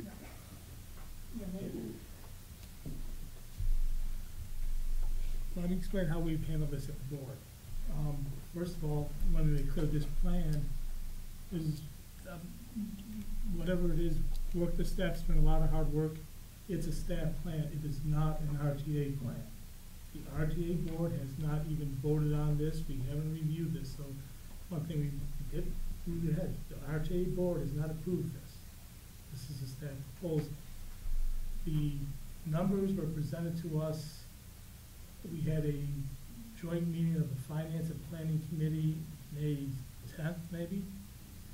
That was the first time the numbers were presented to us, which was several weeks after the plan was initiated. And the staff knew that. They said, we have the plan, we're working on the numbers, we have to finalize them.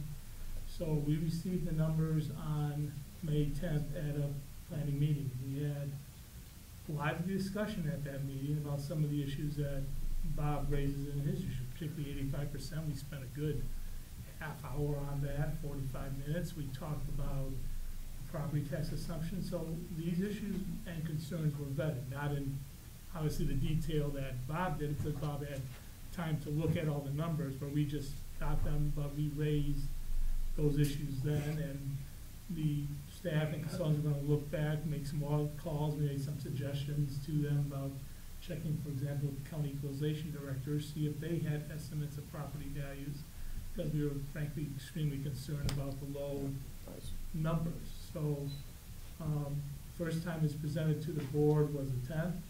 We raised some issues.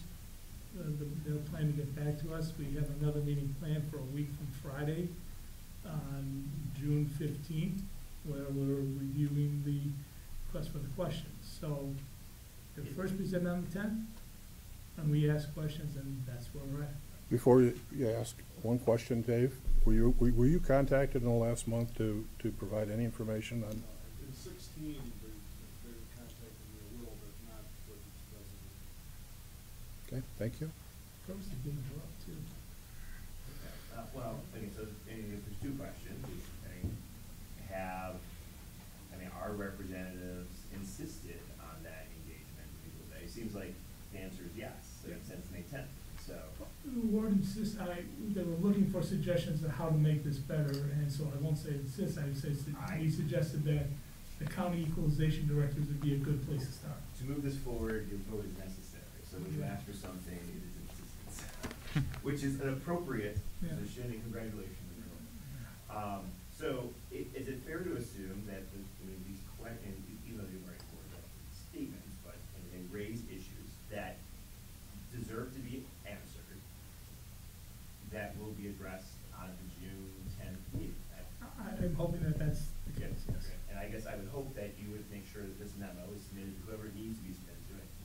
Oh, we get it to them. That here, and we want an answer to all of these things, because as we go through this planning process, the plan and the operations, the numbers have to make sense.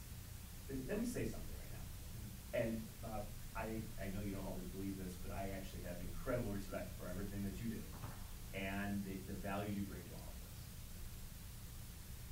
started the conversation off, we're not gonna talk about the need. And I can't help but talk about the need. And we've gotta be willing to try to get to yes.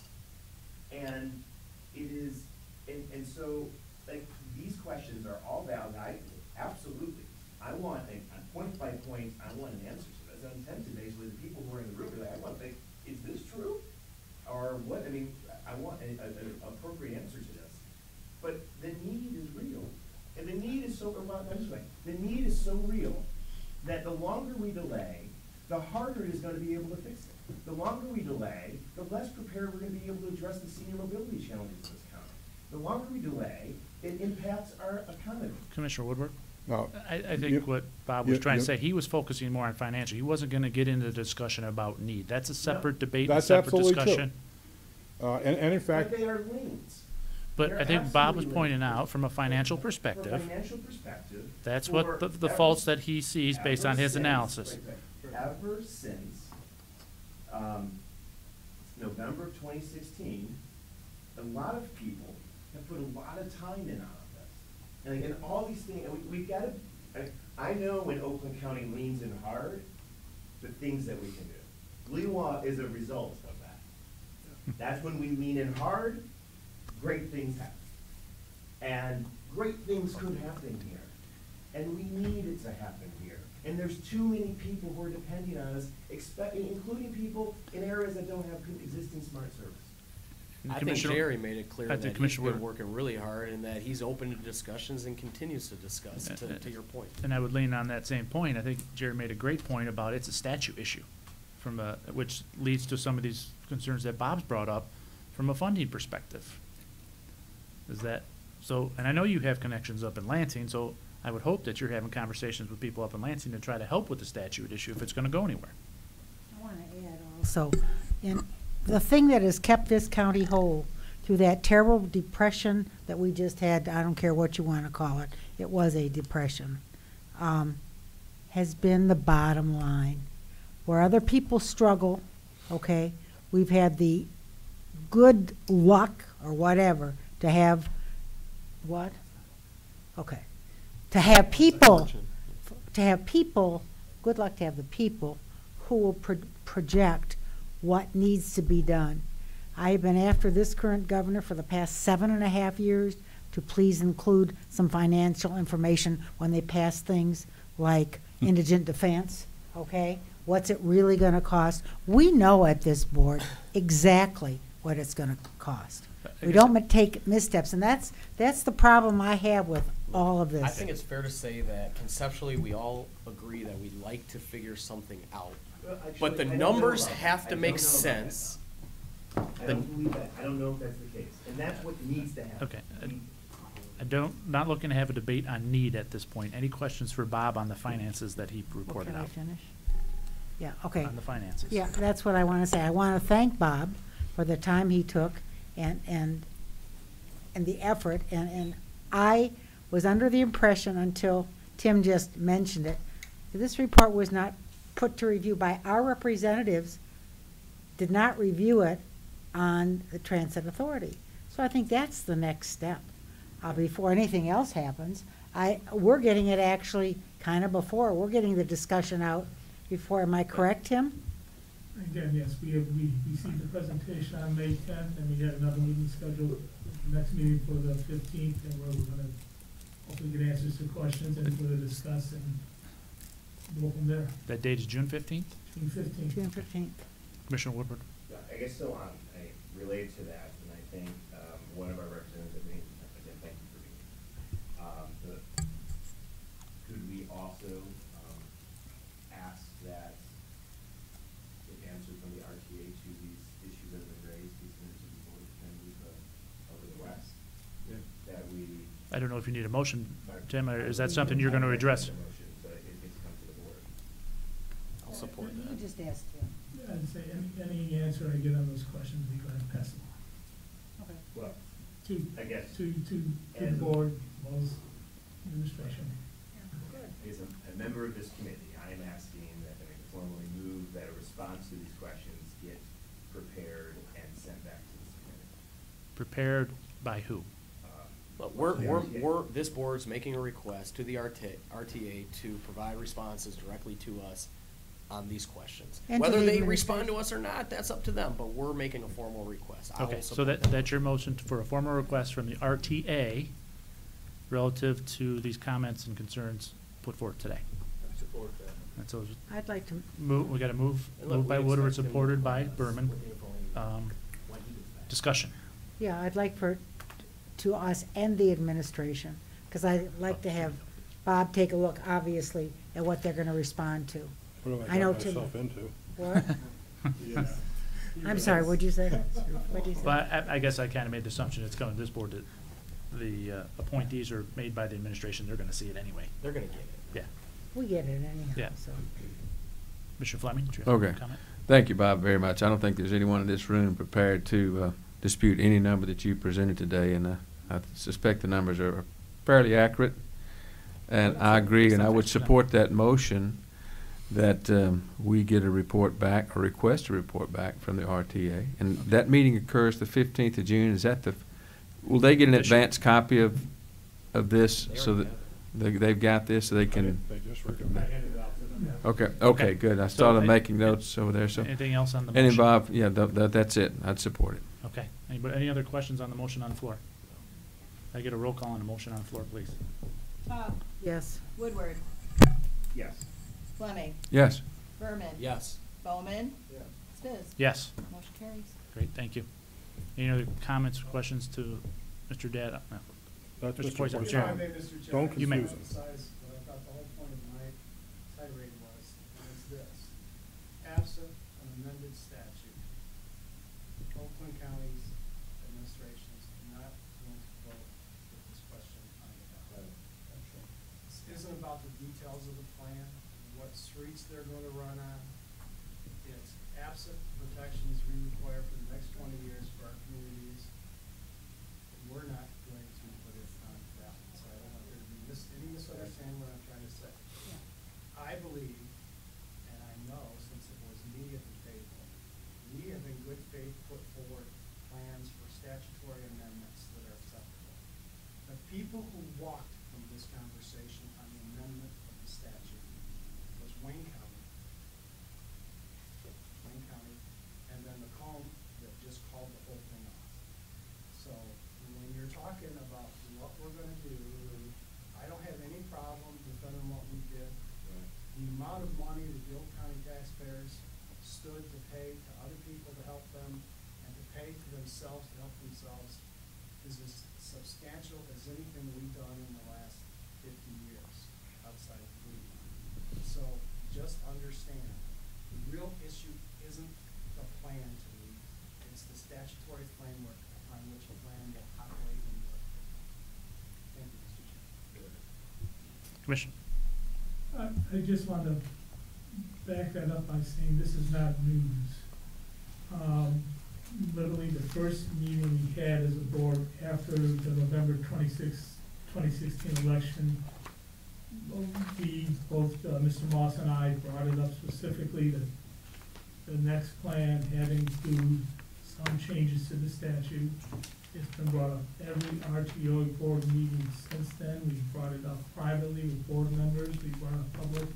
It's not news. Our position has been totally clear and it's been totally consistent.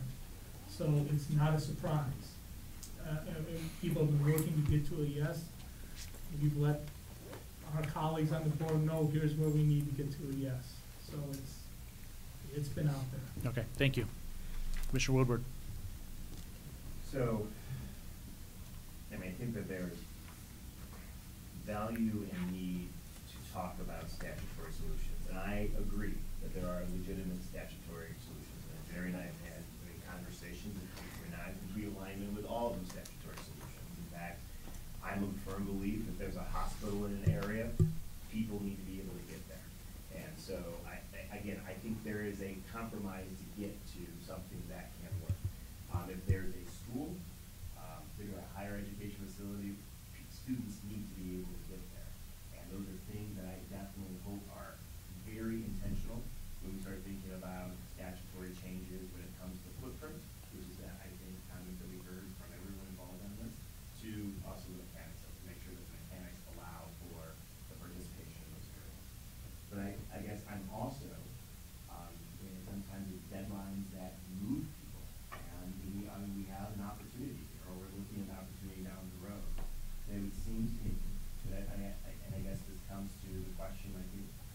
dig into yes and get a deal, that I would definitely, I would be very in support of this board sending a very strong message of asking the leadership of Oakland County and our representatives of the and their participation to work diligently towards getting an RTA proposal to the town. And I realize that might include a statutory change. If there's a will, there is a way. There is a way to do it. Now, the question is there's a will in Lansing to be able to do it. But we've got to lean in with the same intensity on other things. And so, I guess, another one, Mr. Chair. This is something to send, I'd like to consider to the full board, is asking the Oakland County Board of Commissioners, asking the leadership of Oakland County to support presentation of an RTA proposal to the ballot that addresses Oakland County concerns, and be it further resolved that it's not an endorsement of a particular plan, but the importance of addressing this issue and active voter engagement on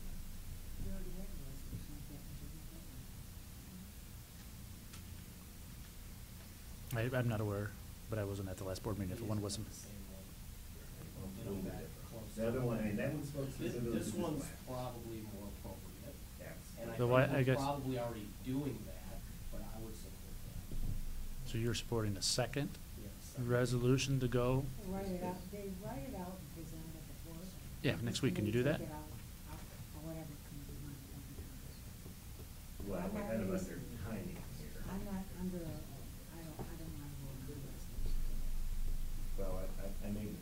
You made a motion. Are you supporting that motion Yes. without seeing the formal wording of such motion? Basically what he said. Again, I think we're doing it anyway. Okay. You have a motion on the floor and supported. Any other comment on this motion? And just for the record, I'll be voting no because I don't think there's enough detail to say yes at this point. Plus, I think they're doing it. But, so if there's no other discussion, roll call, please. Woodward, Yes. Fleming, No. Berman, Yes. Bowman, Yes. Todd, No. Spiz. No. This motion fails. I would highly recommend additional conversation because I think we're close, but it's okay. All right. Any other questions for Bob on the topic of finances at this point? If none, thank you, Bob. Thank you, Tim. Thank you, Jerry. Thank you, everybody, for coming in today. I appreciate that. So with that, we'll move on to communications. We have none. And any other form of business to come before this committee today? If none, I'll call us adjourned at 4:25.